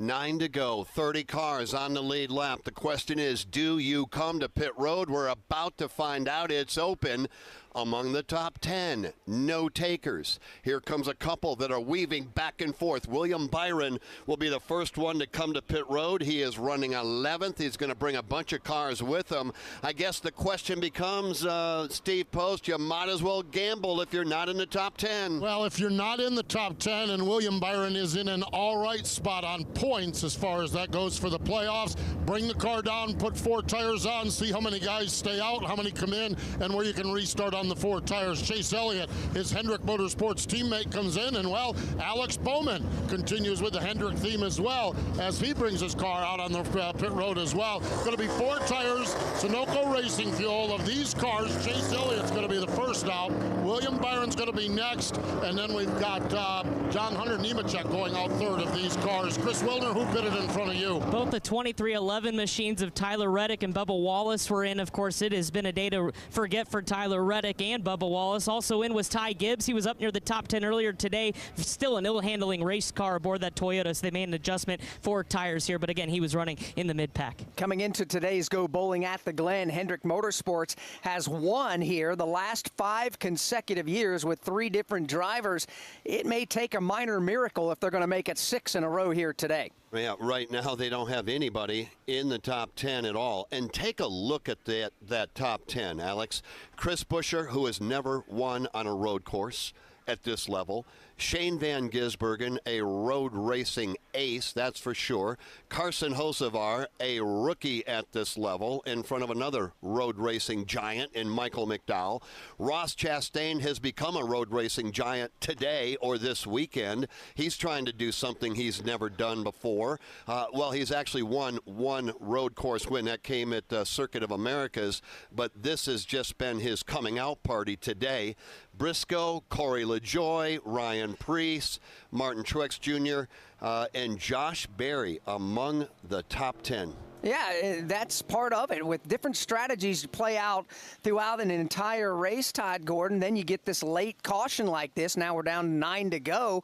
That really turns things around and puts you in a good spot for those that played a different strategy than some of the others. But you got to be impressed with the drive back. We saw Shane Van Gisbergen and Ross Chastain. We thought they were going to be buried just a bit. This is kind of a new life for those drivers. Yeah, it's definitely worked in the favor, and they've just had great pace in the race cars. That makes for a lot of things to get better. You don't have to have the greatest strategy if you've got a lot of pace. So Chris Buescher in a great spot here. Shane Van Gisbergen was faster than him the last 4 or 5 laps coming to this. Now that gap is erased, it'll be a great race between these two as we take the green. Why don't we take a swing around the racetrack right now and talk about opportunities to overtake. We know we've got a good one going into turn number 1, that downhill run, that 90-degree right-hand turn under braking. That is a tremendous place to pass here. What about up through the S's in front of Dave Moody? Well, the S's are always a little bit tricky when it comes to trying to overtake because there's not a lot of room laterally, but coming out of the 90 is going to be the critical time. On the restarts, we've seen people get shoved wide. We've seen people, Jeff, get shoved a quarter of a mile off the race course when a race is on the line. I wouldn't be at all surprised to see that happen again here this afternoon. Kyle Rickey down at the inner loop or the bus stop. It's always one of the most thrilling and sometimes nervous portions of Watkins Glen. It is, especially on the starts and restarts of these races here this weekend. That's where a lot of ground is made up and where a lot of ground can be lost, as we saw in the opening lap of this event. For the restart here, I expect a lot of drivers trying to get a run off of turn number 4 in front of Dave, up the back straightaway, and maybe outbrake the competitor in front of them upon breaking into the inner loop, that right-left, left-right combination of corners. If you can't make a run there, you can start to set up a pass for maybe the exit of the inner loop into that long sweeping turn 5. A lot of possibilities out here, and my money right now could be on Shane Van Gisbergen because he knows how to get it done in these type of cars on this circuit. He's been fun to watch here all afternoon. Well, if you can't get it done through the first 5, you've got 2 more, and they're good opportunities. Jason Toy, a couple of 90-degree turns will take the field back out onto the front straightaway. And the big thing coming off with turn number 5 is all that runoff area that they have that is known as the short chute on the part of the road course that is not normally used, called the boot. But there's a lot of area, a lot of asphalt out there for them to let those cars kind of drift wide and kind of arc things coming off the corner. And we've seen that a couple of times here this afternoon. Same thing for Shane Van Gisbergen. He's done it both on the outside and in keeping it in between the lines on the racetrack. But the drag race down to turn number 6, who can outbrake, who can outdrive into the corner the other driver? We've seen some passes here. We've also seen some cars come together here because there's a wide runoff area off of turn number 6 that a lot of these drivers will try to utilize to kind of get that shot as they head to the bottom side of turn number 7. So let's restart the drivers who have the freshest Goodyear Eagle tires. How about Joey Logano? He's back in 16th. Logano has got the freshest tires. At least he's the highest runner of those freshest tires. Yeah, I think this is going to be chaos with all of these fresh tires behind all these guys on old tires. I don't know that we have seen the last of the yellow flag today. It's going to be chaos. That's the words coming from championship winning crew chief Todd Gordon, and I think Todd is correct. All right, so what we have now is Shane Van Gisbergen has the opportunity to elect to start inside or alongside Chris Buescher. He does not. He gives that up. He will start behind Buescher and give that inside lane to Mike, or check that, Carson Hocevar. How about this? You've got the veteran in Buescher to the one side, and you've got the rookie Hocevar to the outside. It's ready to get crazy here at the Glen. They come up off of turn number 7. There will be 7 laps to go. Can't get on the gas until they get to the Geico restart zone. To driver's right, it is Chris Buescher. Carson Hocevar in the front row. Hocevar jumped quickly. Green flag is back in the air. And once again, the hills are alive with the sound of NASCAR racing. Down to turn number 1. They'll stand on the brakes. Can they get through turn 1 cleanly? They're side by side. Side by side off turn number 1, heading for 2. Everybody in lockstep formation. Further back, they're 3 and 4 wide. Here they come up through the S's. Battle for the lead. Hocevar trying to hang on. Can't do it. Buescher is away with the lead. Hocevar second. Shane Van Gisbergen and Ross Chastain. Oh, we got trouble off the top of turn number 2. William Byron almost got over the guardrails. He is on the hood of another car as they come sliding to a stop. Keselowski and Byron came together in turn number 4. William Byron almost went over the Armco barrier. He stays in the ballpark and ends up parallel parked on the hood of the Brad Keselowski Ford. And guess what, Dave? We're going to do it all over again. The caution flag is out. It is our 6th of the afternoon. It flies on lap 83. A couple of cars battling outside of the top 10. Make contact in front of Dave Moody. And amazingly enough, Jeff, both of them are going to be able to drive away without the appearance, at least, of severe damage. It just got wild back there in the middle of the field, around 12th, 15th, 18th place. They were 3 and 4 wide all the way up through the S's. It just doesn't work very often. And they got together at the exit of turn number 4. William Byron up on top of the Armco barrier for a moment or two, landing on the hood of the Brad Keselowski machine. Just simply hard racing out there, and it was a scary crash indeed. But I'll go back to what our colleague here, Todd Gordon, said. Number 1, expect chaos. Number 2, cautions breed cautions. And here we are with now 6 laps to go as they come back to the line. This one, this was a tough one there. Hard racing when you're 3 and 4 wide on a road course. A lot of what we call marbles out there, where little bits of the Goodyear rubber comes off the cars and chunks up. You get into that, it's tough to get grip on these slick racing tires. William Byron making contact with Joey Logano. Joey then making contact with the 6 of Brad Keselowski, turning him into the Armco barrier. No place to go for William Byron. He climbs up on the side of the Ford Mustang and sticks his right front tire into the window net of Brad Keselowski and rode that way for several yards. Alex Hayden, there is a reason NASCAR put safety number 1, and part of that safety is the window net, and it paid off right there. Yeah, go all the way back to Darlington Raceway back in the 60s with Richard Petty. Had a vicious crash at Darlington Raceway off of then turn number 4. Car flipped wildly, and that was before anything about a window net. Nobody even thought about it. You didn't need that. You didn't even consider that as a safety thing until the king, Richard Petty, and those arms went flying out of the car as the car tumbled end over end.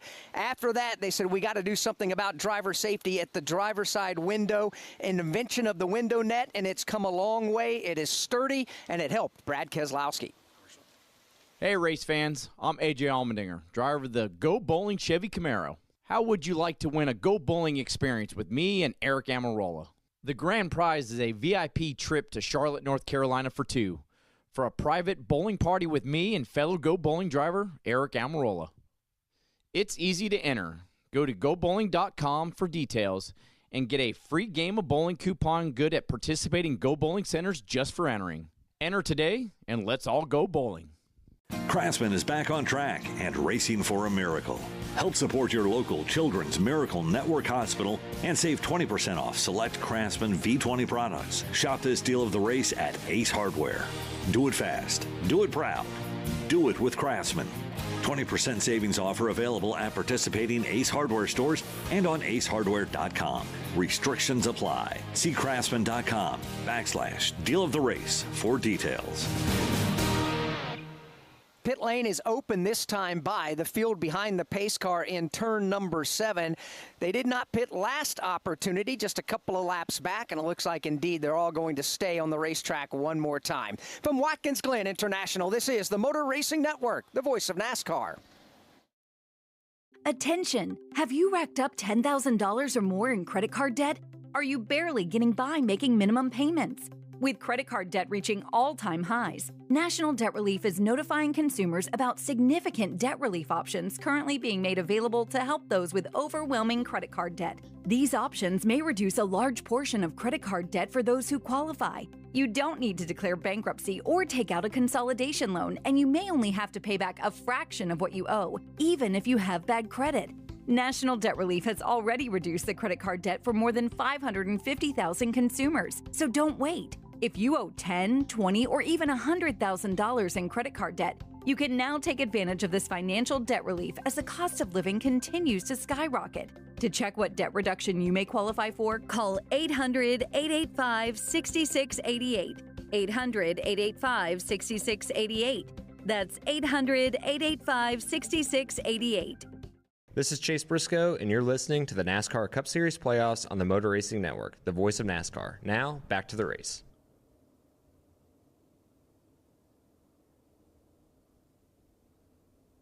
Back here at Watkins Glen International, it's race 2 of 3 in the opening round of the 2024 NASCAR Cup Series playoffs. And playoff drivers have taken a beating somewhat here today, Jeff. By my count, on the very first lap, Ryan Blaney and Denny Hamlin got swept up in a crash. Hamlin has since been in a couple of more problems, but Blaney is out of the race after that lap 1 crash. He'll finish dead last today. Daniel Suarez spun over in the pea gravel, had to be pulled out in turn number 6. Tyler Reddick got punted in turn number 1, spun around. He got collected, had some more damage on the car a little later. Christopher Bell got turned around off turn number 7. Here in this latest crash, Brad Keselowski and William Byron involved in it. Then you had the pit infractions. Brad Keselowski's had not one, not two, but 3 pit road infractions. Kyle Larson, he also gets a buy one, get one free on pit road infractions. He's got 2 of them today. So what are you trying to say, Alex? It's been a bad day if you're a playoff driver, and here is how it shakes out. We'll go from 16th on up. 16th right now. Obviously, you're trying to make it to the round of 12. We'll have one more race to decide it. And if it ended now, and I have a feeling we're a long way from being over. Right now, Harrison Burton, 25 points out. 16th, Denny Hamlin outside by 15 in 15th. Then you get Brad Keselowski in 14th place, and also outside by 14. Martin Truex Jr., 13th. Below the cut line by 9. Ty Gibbs is the last one in right now. He has a 9-point advantage in the 12th spot. Chase Briscoe is 11 points to the good. Kyle Larson is plus 30 points. William Byron, after this crash, currently plus 32. Ryan Blaney, 33 points to the good. It's a good thing Blaney had a heck of a race at Atlanta last weekend, because finishing dead last today, he still has a 33-point cushion. Daniel Suarez is 36, and then you've got everybody else who's in pretty good shape. The best out of all of them is Joey Logano with a win. And let me remind you that a point is a spot on the racetrack, and we've got 30 cars on the lead lap, so a lot could change in the waning laps here. Let's go downstairs and hear from a crew chief. This is going to get wild before it's over. Chris Wilner. It certainly is going to get wild. Luke Lambert, the crew chief for Carson Hocevar. What's your message to your driver here going toe-to-toe for his first career win? But you know chaos is about to ensue. Yeah, I mean, we just got to survive this. He's gonna do a great job no matter what. I think that it's really going to come down to what happens with the lanes behind us. We got to make sure we protect that and get through turn 1 clean, but he knows what to do, and I think he can close out a really good day for this Mattress Warehouse Chevrolet. I know we talked all week about the marbles and knowing when they sweep and where they don't sweep. Does that influence the choose here? Yeah, it does a little bit. You know, we just saw what happened. We just had a restart, so all the marbles are kind of cleaned up, or at least we know where they're cleaned up at. So has a little impact, but for us being on the front row, it's pretty clear. All right, appreciate it. That's Luke Lambert. And again, everybody up here in the Spire Motorsports group cheering on Carson Hocevar, who's in contention for his first career win. Yeah, and he just gave away where they're going to choose.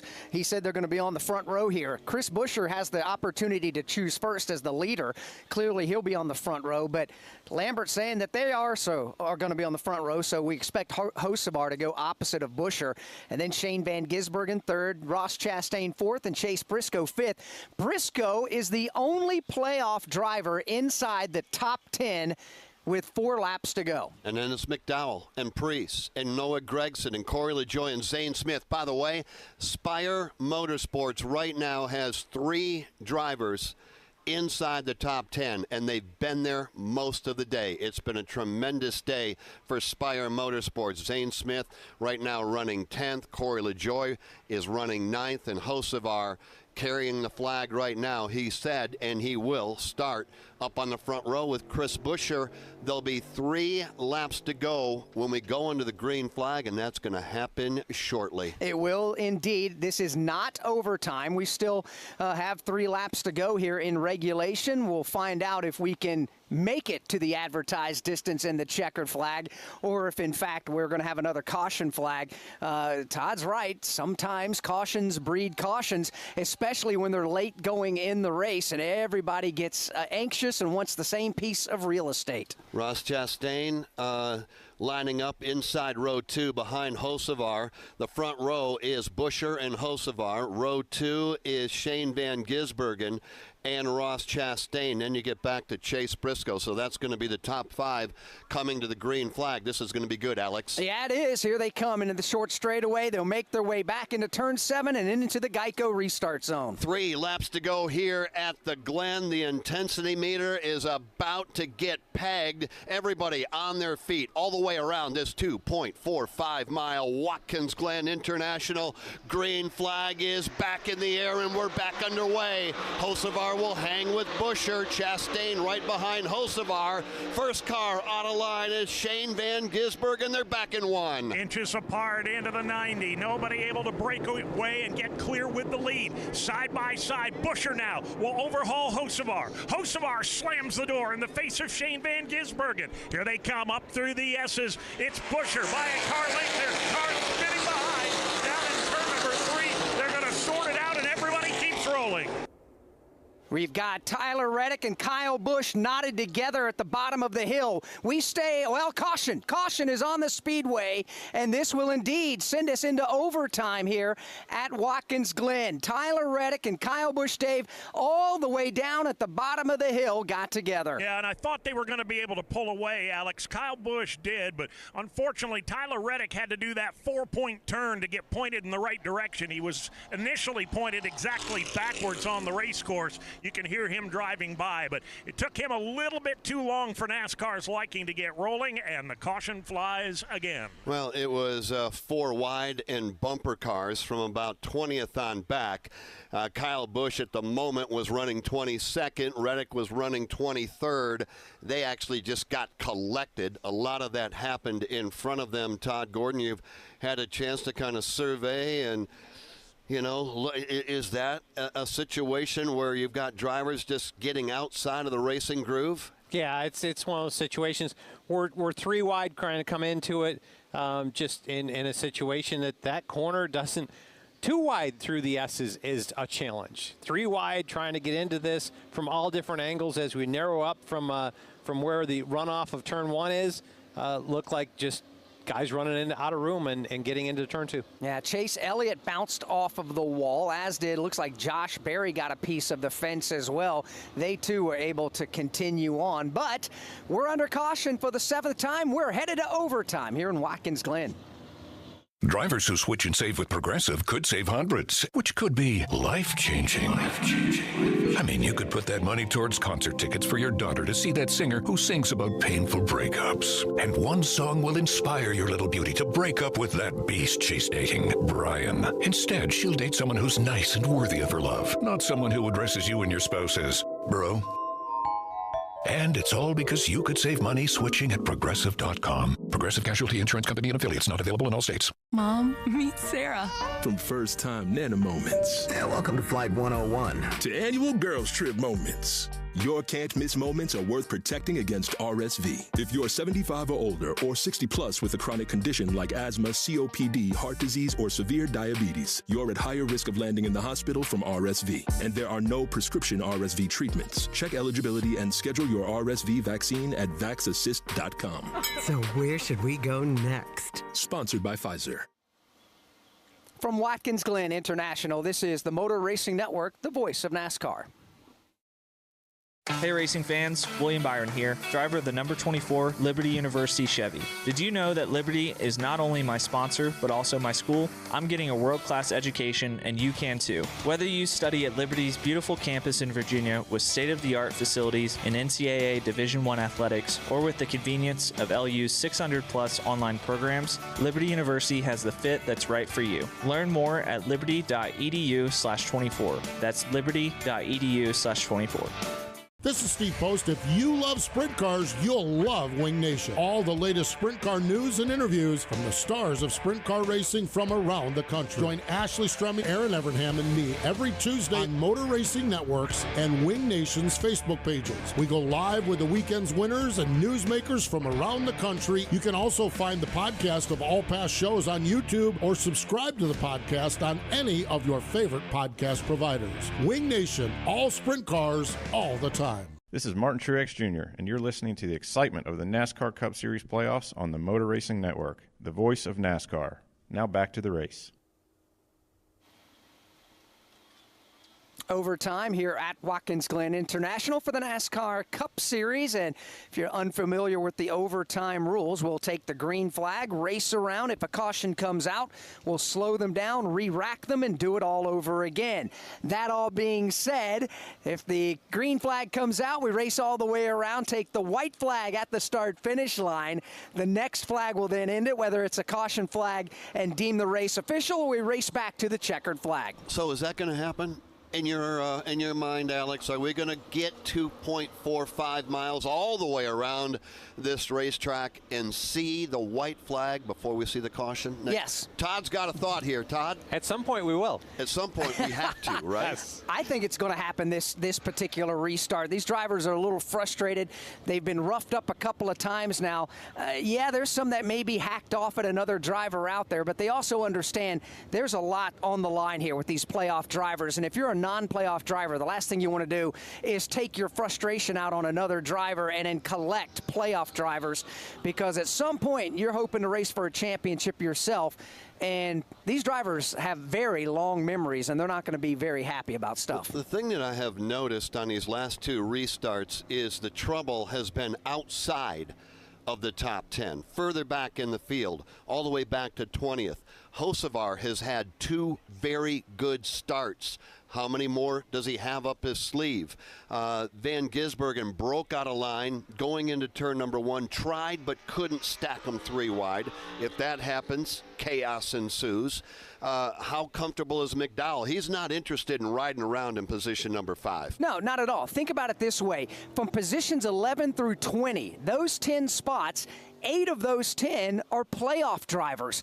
That's 1 point per position. You want every point you can get. No, you don't want to wreck each other, but you're going to force the issue 2 and 3 wide. Yeah. I think it still. I don't think we've seen our last caution. We'll see where it goes here, but just how it funnels from that big wide runoff area extending beyond turn 1 and coming back to get into the S's. That's just such a funnel area, and there's so much, as you talked about, Alex, getting 2 positions is 2 points. 1 point could be the difference in making it to the next round or not. How'd you like to be a race car driver right now? Let's use Chase Briscoe. By the way, we'll be green, race fans, next time by. Right now, they're about a quarter of a lap away. If you're Chase Briscoe right now, you're in the top 10. As a matter of fact, you're 6th. You are right now 12 points above the cut line. All you want to do is get out of here unscathed. He does not want to get turned. He does not want to get involved in somebody else's mess. Yeah, no doubt about that. That being said, you want to stay racing. You don't want to just get too conservative and let other drivers go by you. You got to go after it, because if you don't, somebody else will. Party's about to begin. It's always a big party here at the Glen. Again, the crowd is on their feet. We are headed to overtime. It's Buescher and Hocevar at the front of the field, and they will find the green flag when they get there. Here they come, up off turn number 7 on a beautiful cloudless day. A couple of puffy clouds, I should say, hanging overhead. They make their way towards the Geico restart zone. To driver's right is Chris Buescher. Green flag is in the air. Outside lane, Ross Chastain gives a huge push to Carson Hocevar. Here's Shane Van Gisbergen. He'll break out of line. He's thinking to the inside of Buescher as they funnel into the corner. Van Gisbergen looking 3 wide as they come off turn number 1. He's got the whole shot. Shane Van Gisbergen underneath Hocevar, underneath Chris Buescher. SVG to the lead as they hit turn number 3. He'll try and pull away as they hit the top of the hill. He and Buescher get away by 3 car lengths. It is Shane Van Gisbergen off of turn number 4 and up the back straightaway, is able to break away by a couple of car lengths from or make that Chris Buescher in the 2nd spot. Buescher staying right with him under braking into the inner loop. Everybody so far so good through safely with chasing Shane Van Gisbergen, the race leader, off of turn number 5. He'll go wide off of turn number 5. Chris Buescher will stay right there with him. Matter of fact, he looks to driver's left just temporarily. Nothing there. About 2 car length separation between the front 2. Side by side for the 3rd spot. Ross Chastain to driver's right of Carson Hocevar as they come together here, headed towards turn number 7. Well, that's a good battle for 3rd between Chastain and Hocevar. White flag is in the air here at the Glen. Out front from Auckland, New Zealand, it is Shane Van Gisbergen trying to close it out.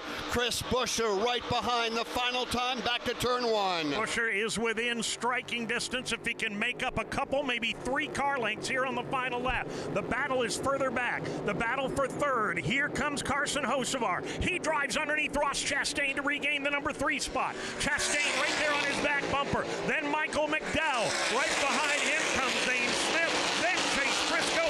It's a 2-man race for the lead. Great racing from 3rd on back, but well behind the race leaders. Shane Van Gisbergen into the bus stop for the final time. Here comes Chris Buescher, challenging inside, challenging outside. Bit of contact. Buescher is there to the inside. To the pass in turn number 5. Chris Buescher goes to the front of the field. Does Shane Van Gisbergen have anything left to try to make the move on Chris Buescher? Both of them come off of turn number 5 for the final time into turn number 6. Here goes SVG. Nothing there this time to the middle of the corner. Chris Buescher with the lead. Shane Van Gisbergen sideways. He looks to the inside in 7. One last-ditch effort. Van Gisbergen overdrives turn 7. Chris Buescher by 10 car lengths. Checkered flag in the air, and Chris Buescher wins the Go Bowling at the Glen. Shane Van Gisbergen will finish in the 2nd position.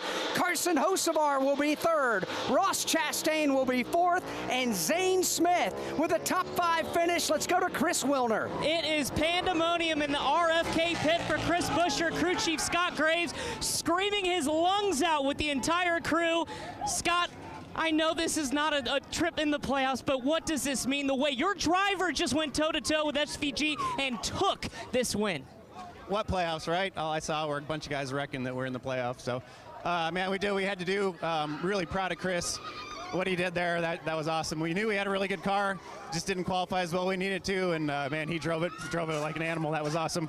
Just so proud of this team, and I knew we were going to win this year. I'm really sorry we didn't do it, obviously, earlier in the season, but we got the win. Wanted to win at a road course so long. This is just awesome. Congratulations. Thank you. Scott Graves winning crew chief. Chris Buescher finally a winner here in 2024. And this crowd is going absolutely crazy all the way around this racetrack. Buy a ticket, be here next year at the Glen. Chris Buescher is celebrating his win here this afternoon.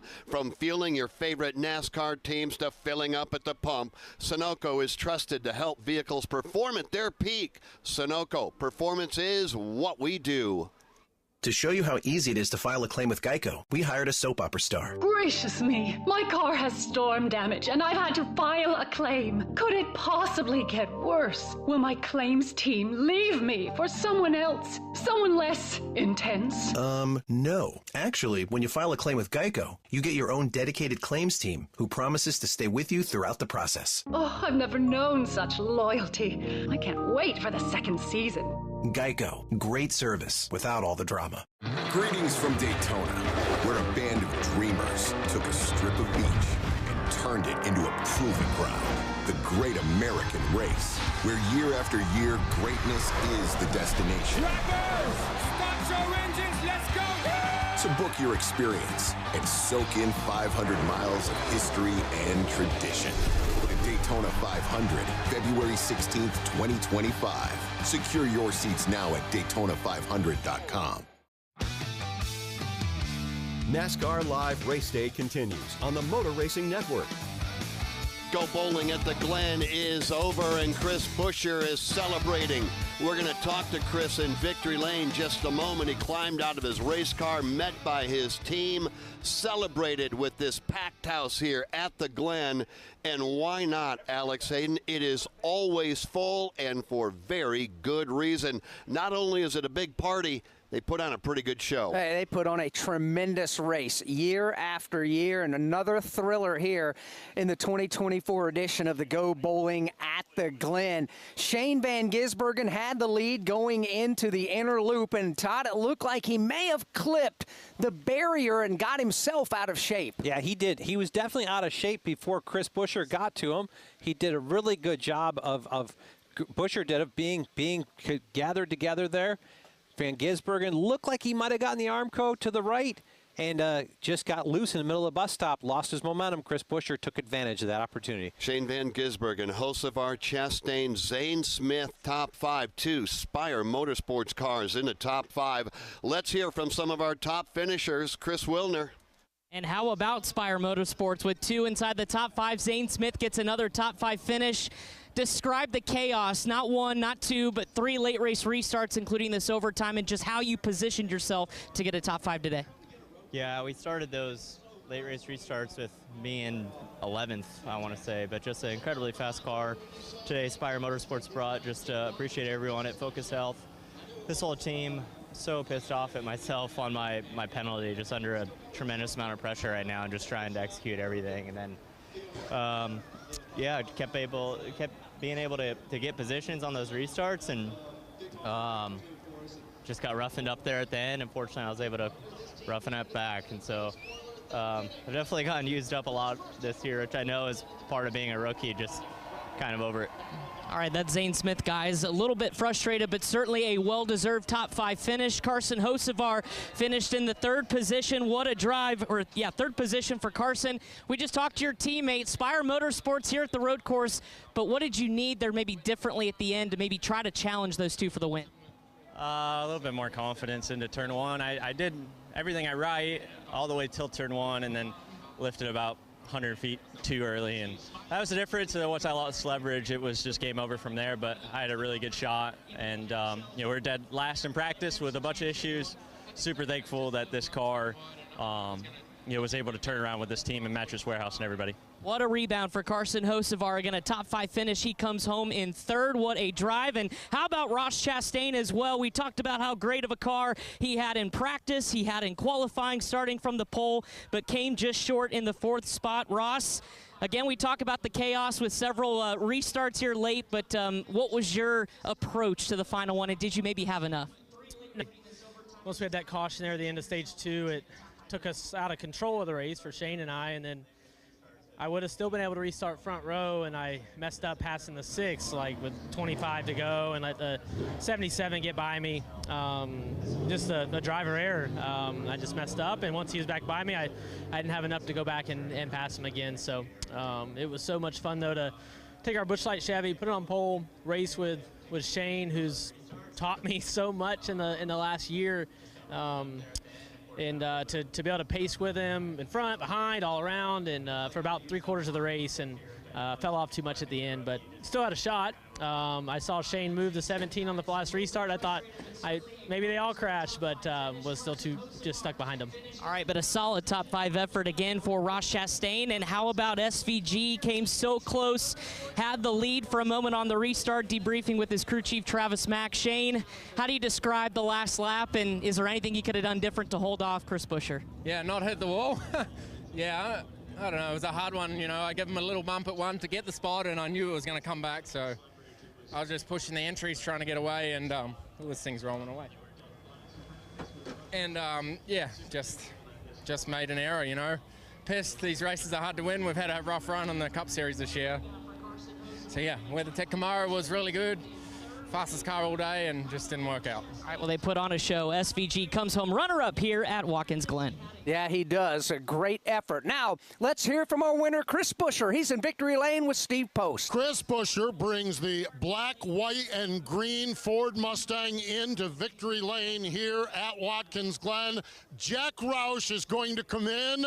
Right now, we're all pausing because Jack Roush is coming in to talk to his driver, Chris Buescher, and Jack gets priority over all of us. The photographer's on hold. The water flying from the crew members are on hold as Jack shares a real special moment with his driver, Chris Buescher, down here in victory lane. Jack is making his way out of victory lane, or out of the driver's compartment, and Chris Buescher is ready to come out of this race car. Here he is coming up on the side of the race car now. What a win here at Watkins Glen for Chris Buescher. He's on the side of the car. He is going to the top. He's going to the door.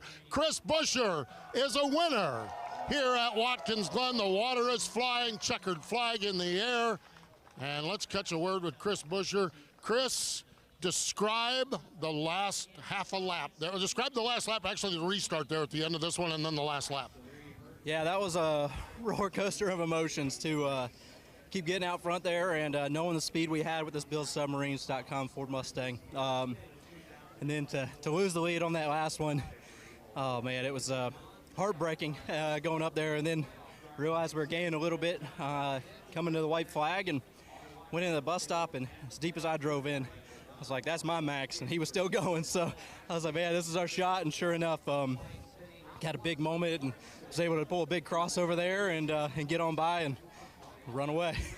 What does it mean? We've talked to you a couple times after near misses. We know the playoffs slipped away. What does it mean, though, to get a win here during this time of year and to get this car back in victory lane? You know what, missing the playoffs hurts, but I hate points racing so much. So I'm just happy to win, whenever that may be.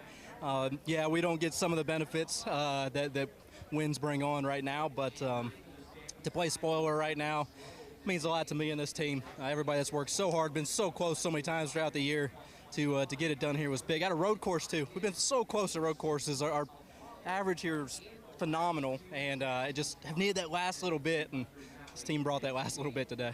Finally, you brought it to victory lane, and the world kind of slowed down as Jack Roush came over and congratulated you. What does it mean to celebrate here with an icon, a Hall of Famer like Jack Roush, and bring him to victory lane? Yeah, Jack has been so instrumental in my entire career, right? The first one to give me that big break into professional auto sports, to stand with me all these years and stay behind me. It means so much. At a racetrack where he's got so many wins, not that many years ago, but to finally get us back in victory lane here, it means a lot to everybody on this team. But we've been needing this, man. We've been needing this. We've been so close this year, and to get a win with both of our cars this season, it's a good start. We got a lot of racing left to do.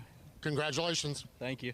There we go. That's Chris Buescher. The Submarines.com Ford is in victory lane here at Watkins Glen as he celebrates winning here at the Go Bowling at the Glen. Yeah, and you mentioned Jack Roush. This is win number 143 for Jack Roush. RFK celebrating in victory lane along with Chris Buescher. Time now to pick the Xfinity Mobile Reliable Performance of the Race, presented by Xfinity. Todd Gordon. How can you go against the BuildSubmarines.com team of Chris Buescher? Not only adapting, they had stopped just short of stage 2, saw the opportunity when Shane and Ross Chastain came and got on the strategy with them, actually had packed tires to get there, and then put the final lap move on again.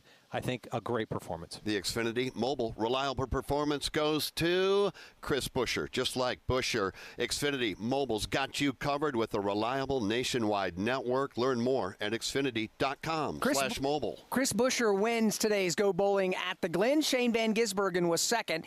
Carson Hocevar was third, and Ross Chastain fourth. Zane Smith fifth. Chase Briscoe, the highest finishing playoff driver, he finishes sixth. Michael McDowell was seventh. Corey LaJoie was eighth. Ryan Preece ninth, and Austin Cindric was 10th. Noah Gregson 11th, Kyle Larson 12th, Daniel Suarez 13th, 14th to Christopher Bell, Joey Logano 15th, Todd Gilliland 16th, Bubba Wallace 17th, 18th to Alex Bowman, 19th to Chase Elliott. Martin Truex Jr. was 20th. 21st was John Hunter Nemechek. 22nd was Ty Gibbs. Denny Hamlin was 23rd. Harrison Burton 24th.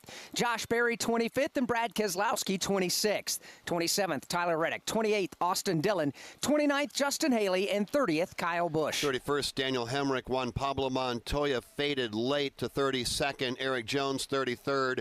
William Byron 34th. Kaz Grala 35th. A.J. Allmendinger out early 36th. Same for Ricky Stenhouse Jr.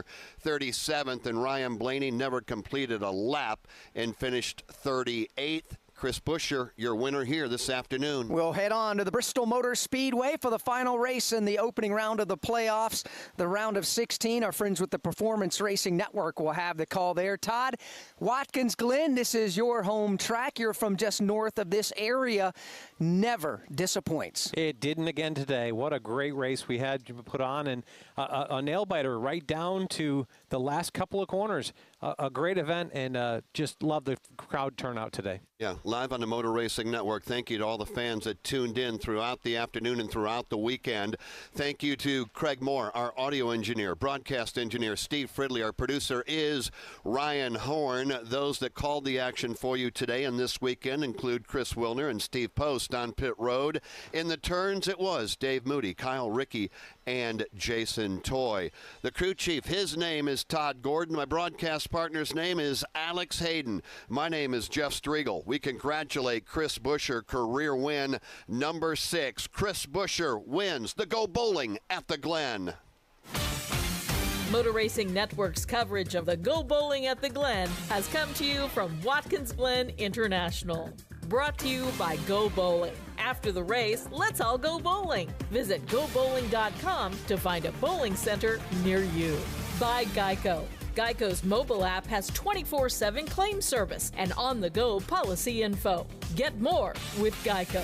By Wendy's. Today at Wendy's, taste your favorite small frosty dessert for just $1. Limited time only at participating U.S. Wendy's. By Powerball, the official lottery game of NASCAR and home to the NASCAR Powerball Playoff. Brought to you by Pfizer. By Napa, elevate your engine performance with Napa Full Synthetic Engine Oil. By Progressive, save when you bundle motorcycle, RV, and boat insurance. Visit progressive.com. By Liberty University. Go to liberty.edu/24 to learn more about degree programs at Liberty University. Brought to you by Craftsman. Shop for special deals at Ace Hardware. Visit craftsman.com/deal of the race. By Ally Bank, official consumer bank of NASCAR, member FDIC. By Toyota. For the latest Toyota racing information, visit toyotaracing.com. And by Sunoco. From NASCAR to your car, Sunoco Fuel helps your car reach peak performance. Our coverage has come to you under an exclusive radio license granted by Watkins Glen International to the Motor Racing Network, solely for the non-commercial use of our listening audience. Any use of the descriptions and accounts of this event without the express written permission of the Motor Racing Network is prohibited. Today's broadcast was directed by Ryan Horn, associate producer Pat Jaggers, broadcast engineer Steve Ridley, studio engineer Andy Pachenik, audio engineer Craig Moore. The president of MRN is Chris Schwartz. Follow NASCAR every day at MRN.com. This broadcast was a production of the Motor Racing Network.